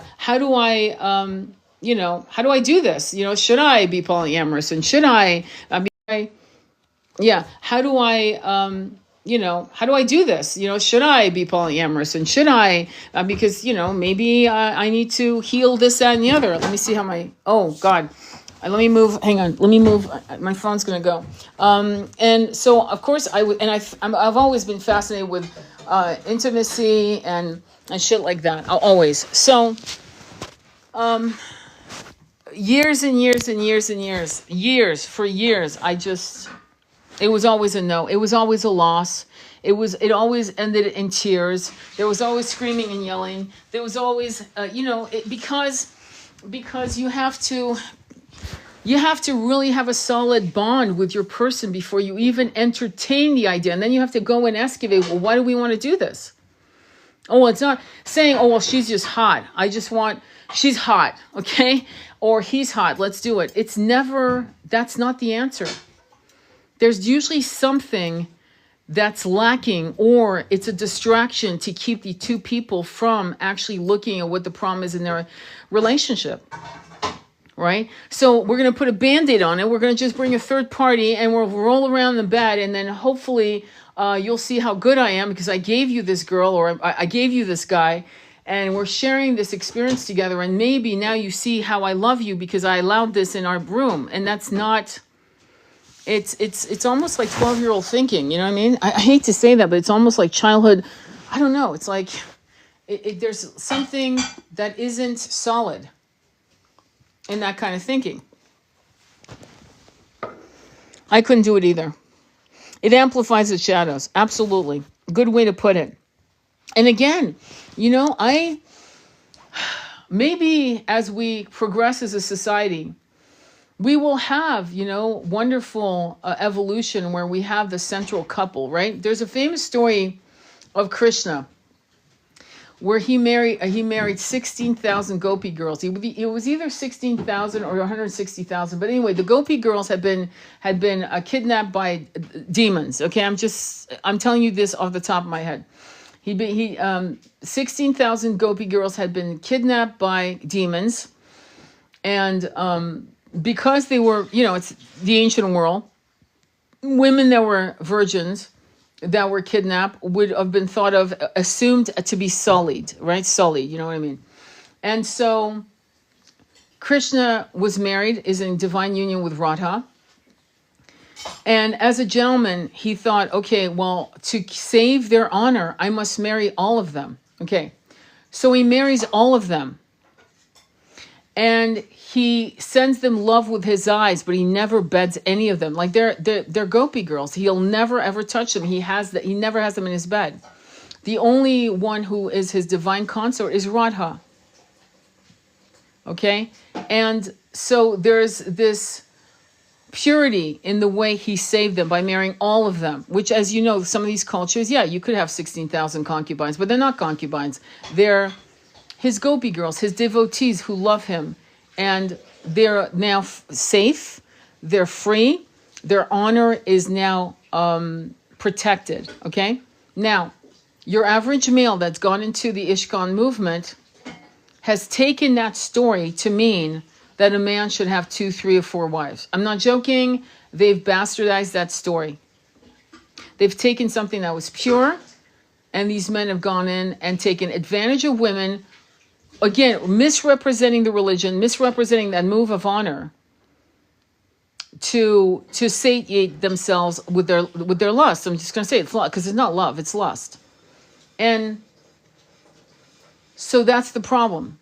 So when women or men entertain, or when women, like I remember a story of a woman in her 40s. It seems to happen in the 40s. It's the weirdest thing. I don't know what's happening. I think women in their 40s are going, oh my God, I've got 5 more years and I'm 50. And oh my God. And then there's this hypersexuality of sensuality that's exploding in their bodies, which is exciting. And that should be a time when you and your man, or you and your woman, if you're gay, are exploring all of the nectar of that hormonal surge of power. But no. Suddenly there's a sense with these women, with many women. I was one of them, so it's not like I don't know what I'm talking about. And it's a sense of, I'm not enough. I'm not what I used to be, or whatever it is. And I'm going to do X, Y, Z. And then luckily for me, to be honest, I didn't pursue it. I actually did not. That's why I studied. I was like, is this me? And I was like, it's not what I want to do. Do I really want to? Well, maybe I'm too controlling. I'm a pain in the ass. I'm just too controlling. And finally I went to my lover and I said to him, I don't like to share my toys. Fuck it. It's a no. It's a fuck no. I'm never doing it. But I studied it for 2 years. And I still study it now because some of my clients come to me with these questions. So I still look at it. And I still find that the majority of people are not winning at this game of polyamory. They're not. There was a woman that was very, very famous. She was on reality TV. It was her husband, and I think they had 5 or 6 other lovers. They all lived together, and she ended up having a nervous breakdown. I was on her newsletter, not because I wanted to know how is this going to play out, and sure enough, she had a nervous breakdown. So it seems to be very harmful for the feminine. Okay? And the feminine will give and give and give until she has nothing more to give, and still she'll give. It's like squeezing blood from a rock. And this is a problem. And men, good men with integrity, men who can holster their, their root chakra, right? They need to know that. Know who your woman is. There are some women who are absolutely wild. They're wild goddesses. They're like Shiva and Shakti rolled into one. They're into fucking free love. They'll share you with another woman. They don't give a fuck. They'll love you.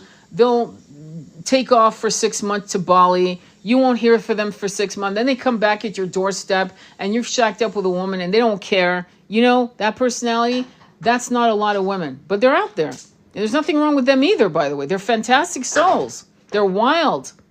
They're unhinged. They're fabulous. But the average spiritual high priestess doesn't like that. Because her template is Mary Magdalene. Her template is Radha. She is Radha. She is, again, I don't want to say Shakti because Shakti and Shiva's kind of like laying back, in the milk and honey, he's like floating around smoking, and not really, he's not bothered. It's just he's not ignoring her, but he's not really fully actively there. You know what I'm saying? He's doing his own thing. He's creating worlds and universes and collapsing shit, and he's kind of busy, right? But Radha and Krishna and Mary Magdalene and Yeshua is the template of divine union, of integrity, of honor, and protecting the sanctity of the of this connection. Exactly. And he will take and take. Exactly. And so I've been celibate for 6 years.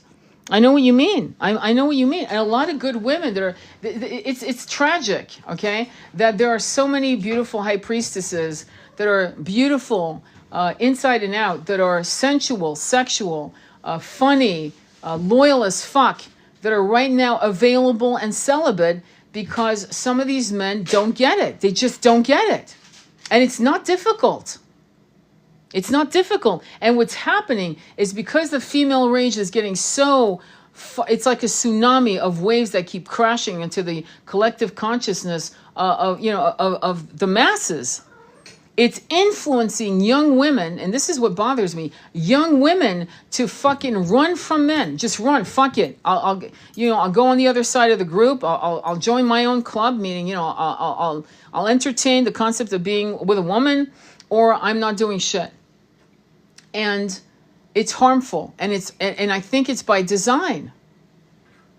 I think think tanks have been working very hard for 2,000 years. I kid you not. When I say think tanks, I'm talking about the papal, the papal church, the Roman church, the Catholic church, to control the masses.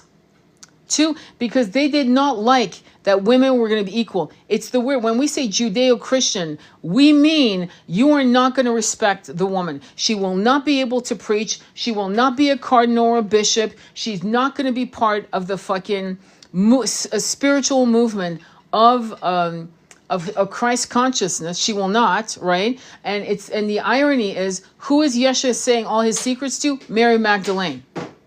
Because his apostles are so stupid, fuck it, I'm going to say it, they're so stupid that they can't even digest Yeshua's esoteric teachings. They're dense. They're so dense in their frequency.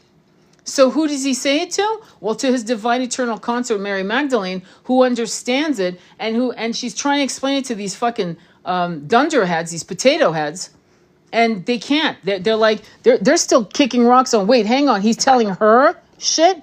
He's telling her, but not us. Well, dude, you can't understand shit. So of course he's telling her. You see what I'm saying?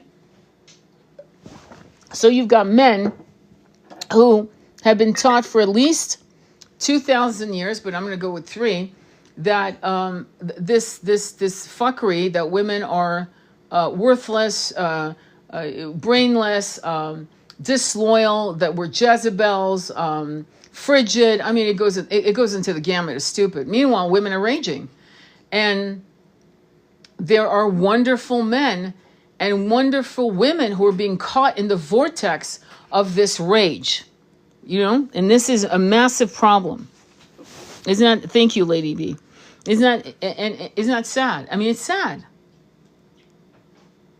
And what are we going to do about it? Well, we, as some of us who are elders, who have had our loves, who have had the nectar of beautiful men, right? We have to energetically build a new earth, so that our young ones can come and enjoy. Women in their 40s need to have the experience of being in love, of loving a man, and they know they're safe to love. And I'm going to give you an example. I have a client who sometimes, male rage is something that scares women. Male rage is, when male rage goes unhinged, it's dangerous. It can take a woman's life. We know this, right? But I was, and I don't know why I never thought of it, but I was saying to him, he said, well, I don't have anything to break. And I go, yes, you do. Go to the kitchen and break plates. He goes, what? No, I said, that's it. I don't have anything to break. I can't punch the wall. No, okay, fine. You should, but okay. But I said, no, go get plates. Go to the 99-cent store and get 20 fucking plates and break the fucking plates. Fuck, they do it in Greek restaurants for fun. Do it when you're angry. Make sure your eyes are okay. Get some goggles, put in top, stack up some plates, 20 plates. And fucking lose your shit on plates. Get a boxing bat, put in the garage on a chain. But males have to learn how to contain their rage.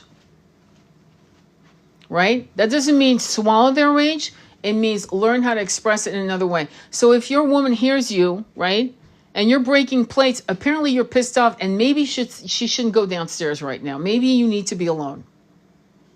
And vice versa. Vice versa. Because to me, breaking one or two plates, after a while, you're going to go, wait, I'm on my third, fourth plate. I feel better and I feel embarrassed. Like I'm like, because you're going to see the destruction. Because I would rather a person do that than call another person names. Names. I'd rather you break plates. And I think it's wiser. And eventually you're not going to want to break plates anymore because you're going to feel stupid. You're going to go, or you might decide it's a family thing where you have a stack of plates. Oh, we're out of plates. Better go to a 99-cent store. We got to buy another 20 plates. $20, 20 plates.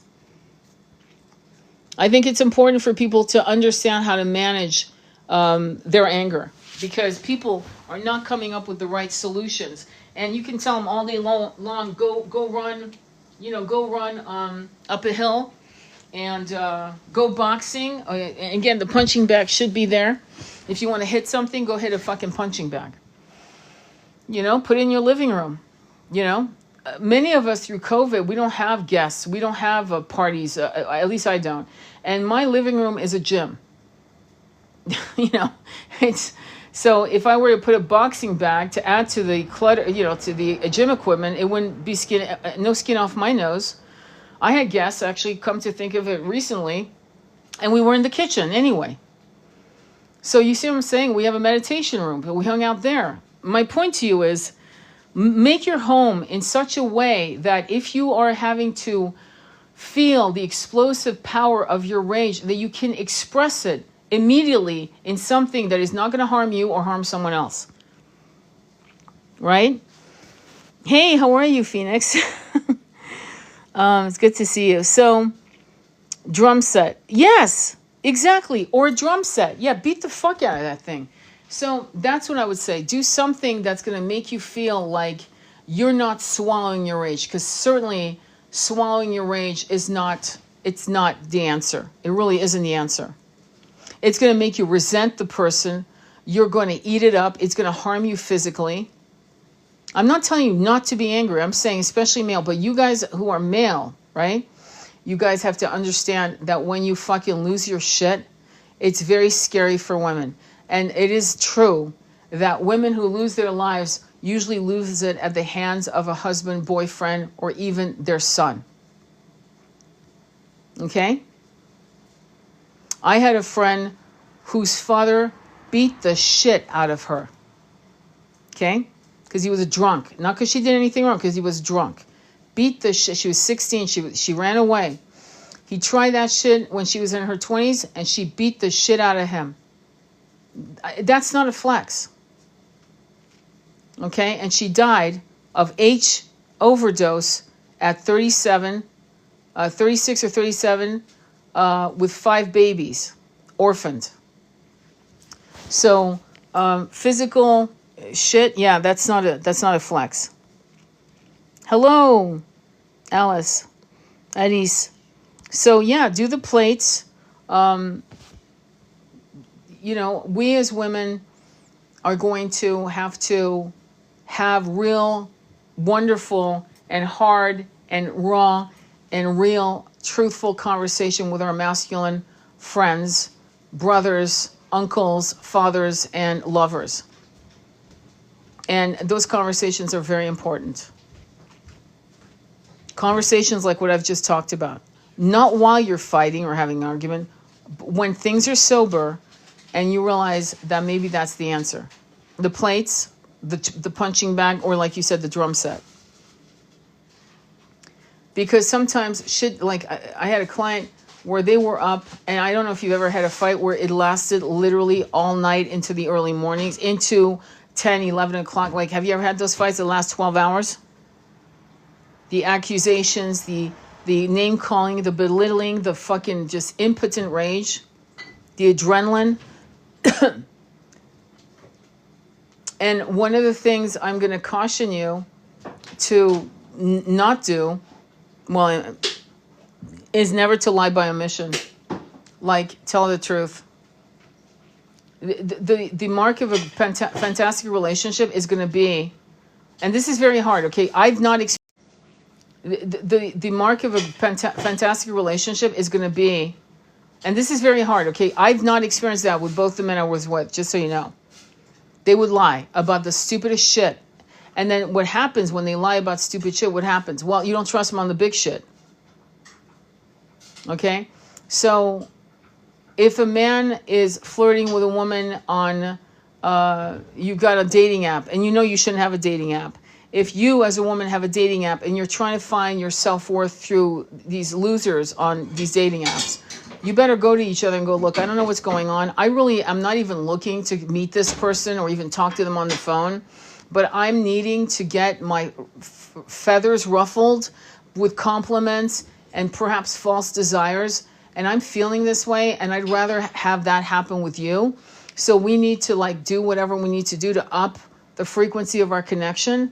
Because honestly, and it may be that you're both marrying each other, where you've been on the dating app, your partner's been on the dating app, you're doing it together, you're actually doing it in separate rooms or on the bed, and you guys are holding your phones or tablets and you're actually doing it.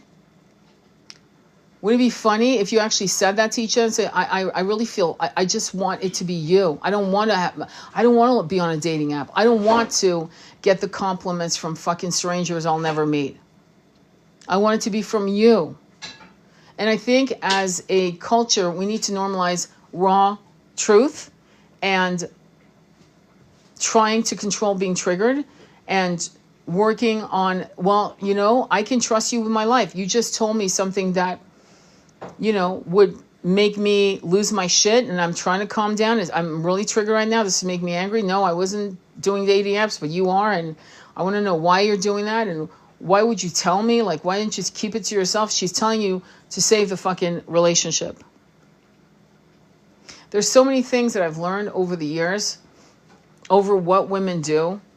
What men do things where, in the spirit of the occasion, they'll do it. They'll cheat. Women do two things that are harmful to themselves.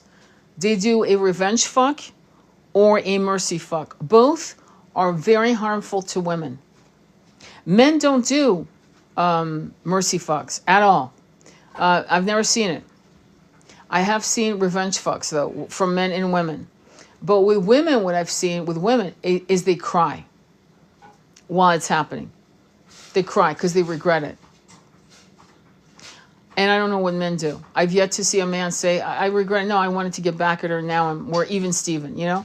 So it's interesting. And I think we need to stop doing these fucking games. You either are going to commit to each other or get the fuck out of each other's way so you can find someone who will. It's really that simple. You're either going to love each other and you're going to tell each other the truth, even if it hurts, so that you can go on to the next level, your next plateau of bringing your relationship to a higher frequency. You know what I mean? How would that look lie if you saw it? I don't know what you mean, but anyway, when the only lie I ever got from the father of my son was about money. Every lie was about money. It was never about another woman because he was honest about shit like that, and he never lied about that ever. Actually, it might take him a week, but he'd get to it. And my beloved, my twin, he lied. He lied about stupid shit. I knew when he lied because he'd like directly eye contact. Oh, you're doing eye contact again. You're full of shit. Okay, but when I write my book about my relationship with these two men, you know, you could call my autobiography, but it's but the biography of how it is to love two men and be a woman. You know, I'll definitely write about all of the all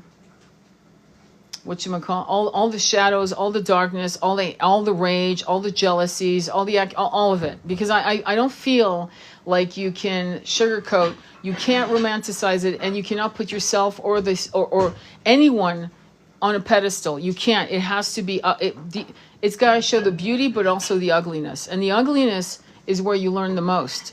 Honestly, you learn the most from the ugliness. For people who would read it, that would give them a sense of, maybe help people not feel so ashamed of those emotions. And I'm starting to get people, my clients, to tell me really raw shit about their sexuality and what they've done and why they did it, because they need to not be ashamed. Because for us to heal that in the root chakra, we need to know, what was it? Was it you? Was it him? Did you do it because you like to do it too? And if that's it, no problem. That's not the problem. The problem is, what drove you to do this? And what I'm finding women doing in their 40s and 50s is catering to a man's lust, and because she's afraid of him leaving. So she caters and caters, destroying her own sexual integrity, and then he leaves anyway. And that creates the kind of depression that is very hard to survive. Okay? If that makes sense. My intuition always knew. Yes, look like, yeah. I definitely cannot. No more. Exactly. So you don't do power dynamics are ridiculous, Lady B. Yeah. So I'm not saying all this I want none of you to be ashamed. None of you. We've all done shit to impress a man. I'm a heterosexual, okay? To impress a man, to be there, whatever. From the time we first took our first lover, right? And then eventually we refined what we wanted, and then we would fall in love with that man, right? That person. And then we would actually think about doing things that are outside our true desires. Not to mention the pollination of femme on femme, you know, woman to woman, woman on woman, has been going on for, I'd say, 75, 80 years. And so it's almost cultural to normalize that, which, as you know, turns men on. And the problem is, some of us aren't into that. We're not. So we'll get drunk. I've never done it, to be honest, but women will get drunk and they'll do something that they don't remember, you know, how convenient.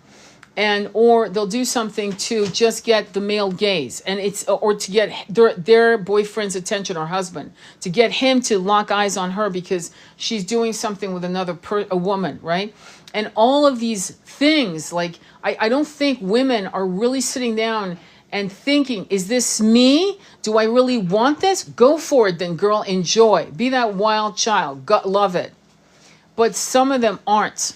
And then when the relationship collapses, because it was collapsing anyway, and they were trying to put bandage on with distractions, various sexual fucking gymnastic games, and eventually it does collapse. They sit there with the fucking pain of having done things that they never wanted to do in the first place. See, that's the problem. A wild child, a wild girl that's bi and this, she won't give a fuck. She'll go, our soul contract's gone. Yay! On to the next lover. Right?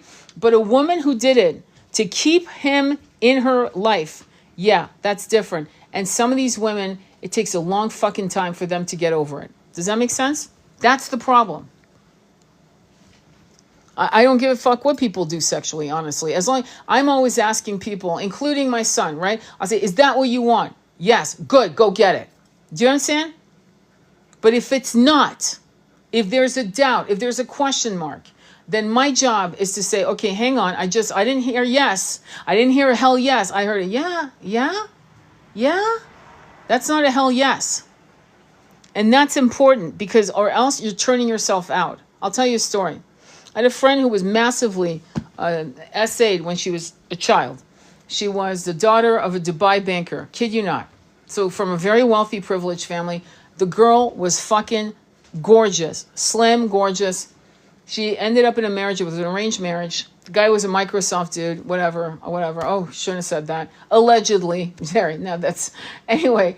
And he was into the ménage. That was his thing. So he started turning her out to ménages, right? And because she was so gorgeous, she would always get the most beautiful girls, obviously. And she would do that for this fuckhead. And eventually, she was taking happy shit to lobotomize her third eye, to lobotomize her intuition, she was innately, brilliantly psychic, and she was an incredible healer. She did shit for me and my son on healing, Reiki healing. To this day, I've never met anyone who could heal that powerfully. I can't, except for another woman who came into my house recently, as good as that. These two women, but it'd been like 20 years since. Okay, so anyway, by the time I met her, they were divorcing. She weighed 320 pounds, and she was on massive amounts of dosages. That's all I gotta say. She was fractured, and she was having casual shit, intimate with, ménage with different people, and she was absolutely fractured. She had such a body count because of her husband that she was continuing the body count, and she had never really sat to sit with what had created this, and healing it and purging it, and probably being celibate for 2 years to purge the root chakra, to heal herself, to get massages, beautiful somatic massages, to release what had been stagnant, to, exercise, to go in, in saunas to sweat. You get the picture, right? Instead, the last time I saw her, she looked completely lost. She came from a wealthy family, so she didn't have to work, thank God, but she was lost. Okay? And so I've seen, this is why I say you can learn a lot by where people are in their intimate, sex. Where people are sex can either heal you or harm you. Am I not correct? It can either destroy a person or build a person up. And that's why you can't just, because everyone's saying it's okay. No, maybe it's okay for them. I doubt it, but maybe it's okay for them. But ask yourself, is this mine? Is this okay for me? And people aren't doing enough. They're not hitting the brakes going, is this mine? Or is this someone else's? Am I being influenced by society's norm? Is society telling me this is okay? Okay, fuck society. Is this okay for me? You see what I'm saying? And that's what I did in my life. I made a decision, and it was a straight up decision to say, I don't want to be bi. I want to be, I'm heterosexual. Have I written erotica that were bi, that were lesbian? Absolutely. I used to have a poetry club called Sappho's Academy, Sapphic Love, right? And all my poets were gay. I was the only straight chick in the fucking group. Me and this other girl who was a brilliant, funny-ass poet, lesbian poet. She was brilliant. And they all knew I was straight. But I was never going to go there because, you know why? Because I was still healing my trauma from when I was a child. And I was going to add to more shit for more shit. I was going to stay where I was, essentially sexually, heal what had happened to me, okay? And the healing took 10 years. And by the time I walked into my 40th year on this planet, okay, I realized that I really fucking love men. I love to put, you know what, I love doing that shit, okay? And I love that. But I will not, I think women's bodies are beautiful. I think I could, women are fantastic, okay? But I don't want to do that in this incarnation, though I have done it in multiple incarnations. I've been gay, I've been straight, I've been a gay male. I love my male, my lover. I've written about it. I have a poem called In the Arms of Victorious about a warrior who's in love with his lover, and they're in a battlefield. They're fighting for their lives, and he's still being romantic about his beloved. I mean, I've been there, done that. So it's like I'm hyper aware of how sexuality and how desire has been experienced throughout our incarnation, and how it can actually transmit itself into one incarnation. And so we have to. So, for example, I've never met a woman who I could fall in love with in that way. But I have made two men in my life I love that way. However, it's very easy for me to understand how a woman could fall in love with a woman and decide this is my partner for my life. Like, I could see that. It didn't happen to me though. But I feel like, and it's happening to men, by the way. There are men who are straight, and I told this story before, and this guy just loves women, the ass, the tits, the whole thing. But he fell in love with a man. Well, no shit, it was his twin. So we have to keep asking ourselves, is this a soul bond? Is this something that is going to bring me something, right? I've known people who literally met, and within 12 hours were in bed, and they're still together. Still together. She wasn't loose. He wasn't a freak or a playboy. They locked eyes. I'll never forget. A particular couple I know. They locked eyes in the park. He drove away, drove back. She was walking. Do you want to ride? And they went to his house, and they're still together. It's been 10 years. So shit like that also happens. You know what I'm saying? Because it's a soul connection. Ultimately, sexuality is how our souls take on these avatars for the fun fact that we get to express sex in these avatar bodies. Isn't that exciting? And when we die and we merge as souls on the other side of the realms, and we have this electricity going through us, and it's such nectar to feel them. It's a different type of sensuality, right? It's absolutely amazing, right? But we get to also have these experiences in these avatars, and we get to touch skin and lips, and we get to smell each other and feel each other and hear each other's voice. Do you understand what I'm saying? Skin and lips, and we get to smell each other and feel each other and hear each other's voice. Do you understand what I'm saying? And it's so much fun, but we're not honoring it like that. We're not being mindful. And that's what's harming people, in my opinion. Now, I could be wrong. Certainly, I'm not a therapist. Thank you. Oh, thank you, my love. As a person who's delved into polyamory, what a great live stream. I love to listen to you. Thank you. Well, the thing about you is that you've had an amazing, successful polyamorous relationship because you're fun. I'm straight. I know. I am too. I mean, trust me, I've wanted so badly to just fuck men and go to the other side, but there's certain things I can't be a woman's OBGYN with my mouth. I can't do it. I just can't. There's a lot of things but I can't do that. But with a man, oh yeah, I'm all over that. But do you see what I'm saying? And so you have to also know your flavors. What do you like? What is your flavor? And then you could fall in love with your twin in the same gender going, fuck, I didn't think that was my flavor, but now it's all I want is that flavor. You know what I'm saying? It's kind of funny. So I think we need to just be more mindful. I certainly am the therapist for you. Well, but I'm not, just to be straight. Okay. I don't know nothing. Okay.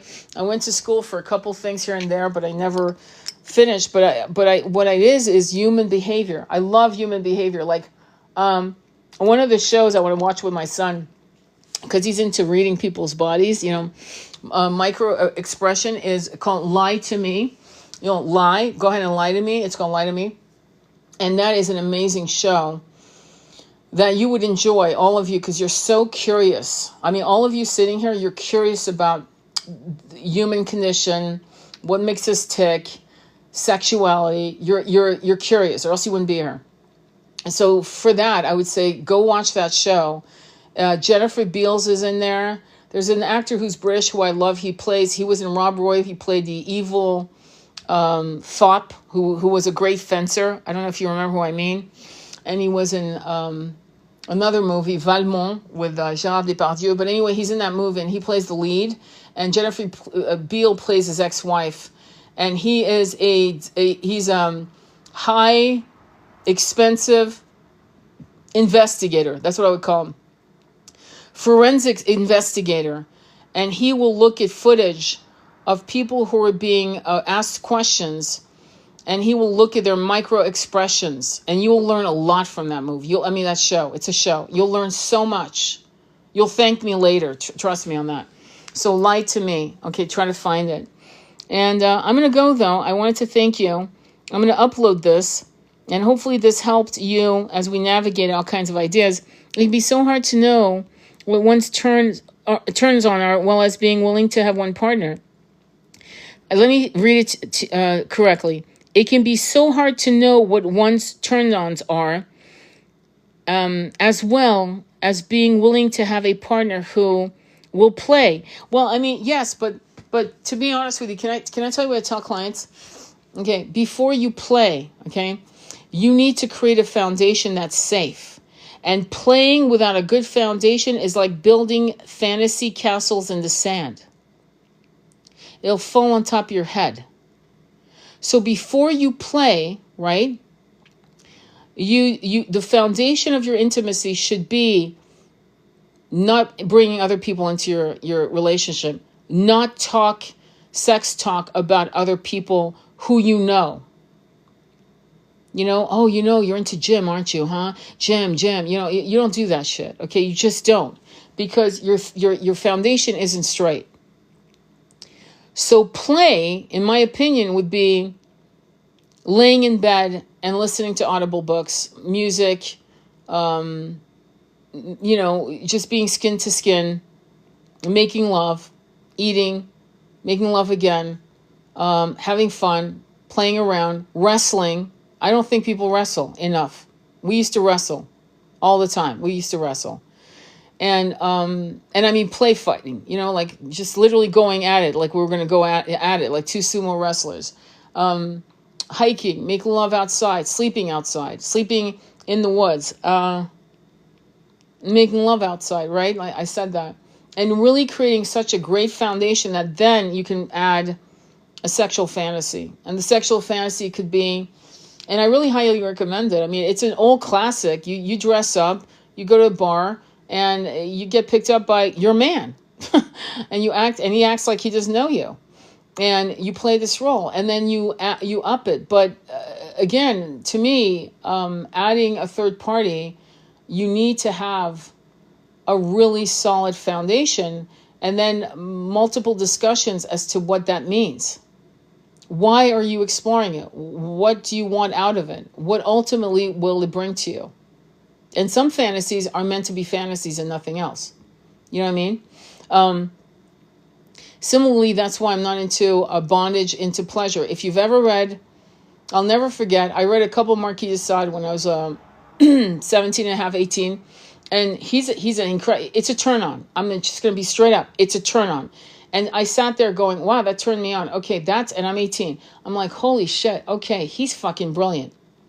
He understands the wiring of the brain. He understands the primal need for one of us to subjugate another. Do you understand? You need to understand the mechanics of our primal, tribal, how we're made. And so I sat there going, yeah, but I'm not going any further. This is insane. Like, I'm not reading this. But I read Justine, and I read some other short stories. And so that is shadow work, believe it or not. So at 18, I didn't realize I was doing that, but I was sitting there going, wow. And I mean, just sitting there going, that shook me.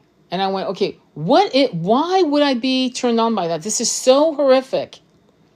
And then I realized that those were, well, I didn't say shadows, but those were darknesses inside of me that I needed to master. Okay? Because I don't want to subjugate anyone. I don't want to harm anyone. That's not who I want to be. Now, it could have also activated past life templates that I had lived in past lives. Does that make sense? And they were activated by reading something where maybe I was one of Attila the Hun's warriors, and I was, doing what warriors do in the ancient world with women. You know what I mean? You know what I'm inferring. And so that, and I remember being a Viking. I remember. And again, same thing, same template of abusing a feminine, a woman. And so that's shadow work. That's going, I'm not going there. Fuck no. So this is why I was studying Christina Almanpour. I think she's an Arabic reporter. And she was talking to people. She was interviewing people in intimacy, including bondage, and the whole thing.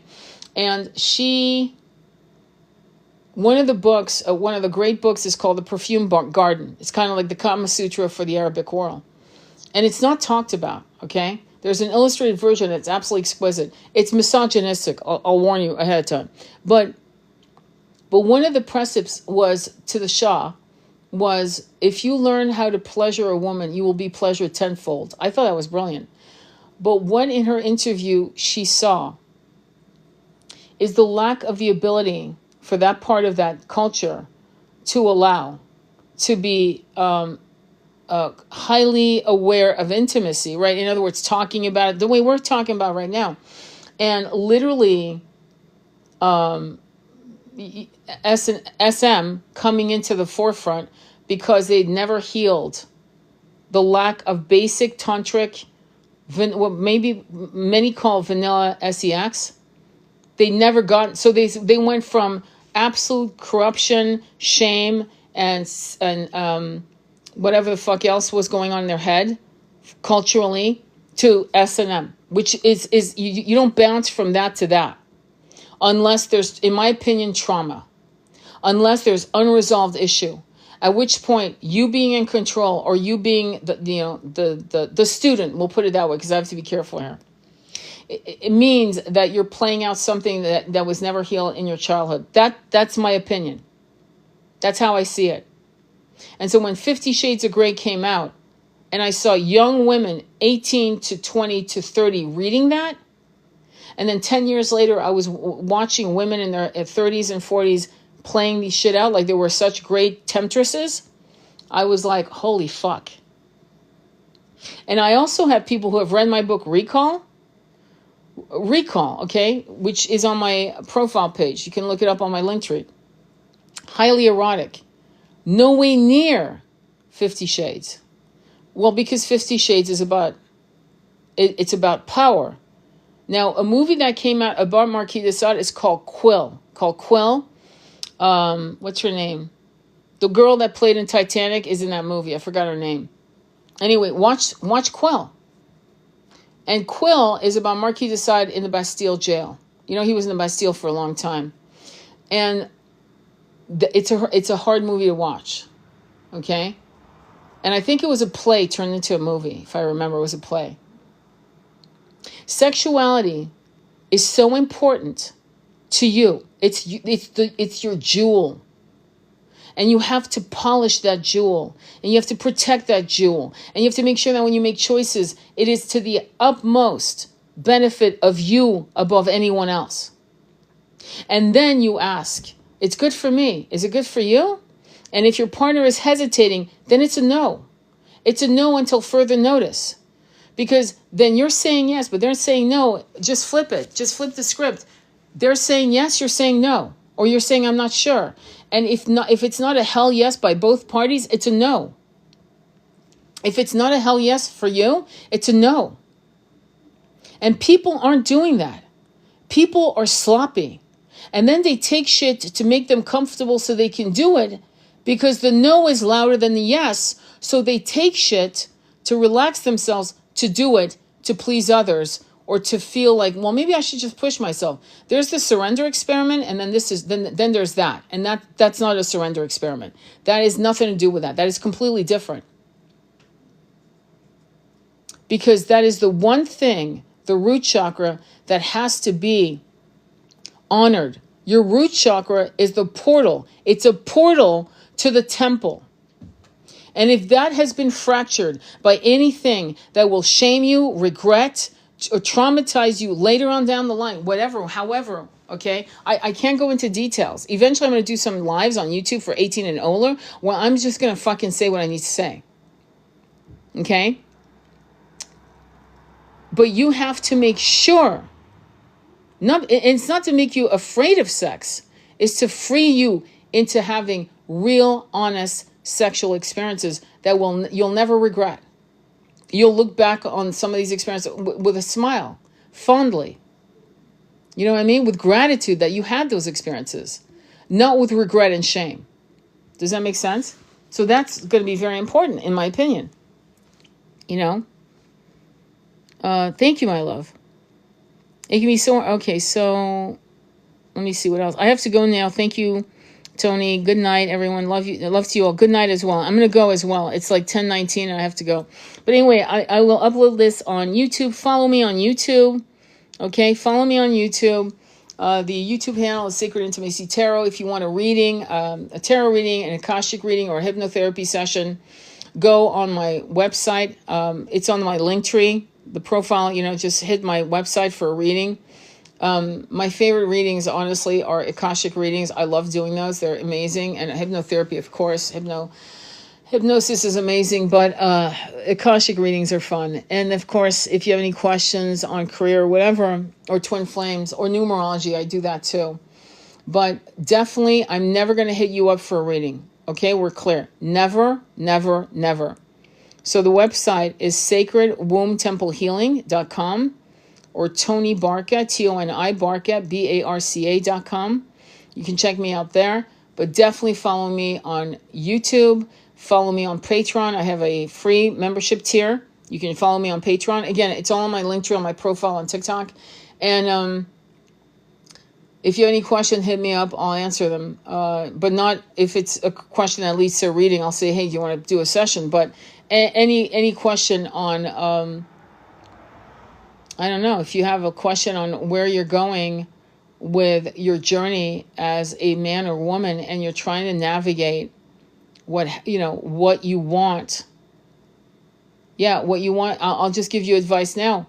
I would have you do a column in a notebook, a journal, and put all the things that you really want. It doesn't matter if you feel it's crazy. And then put all the deal breakers on the other side. What makes you unhappy, what you can't do, what you will never do. And then try to see which ones are the most egregious of deal breakers and the most important to you in deal makers.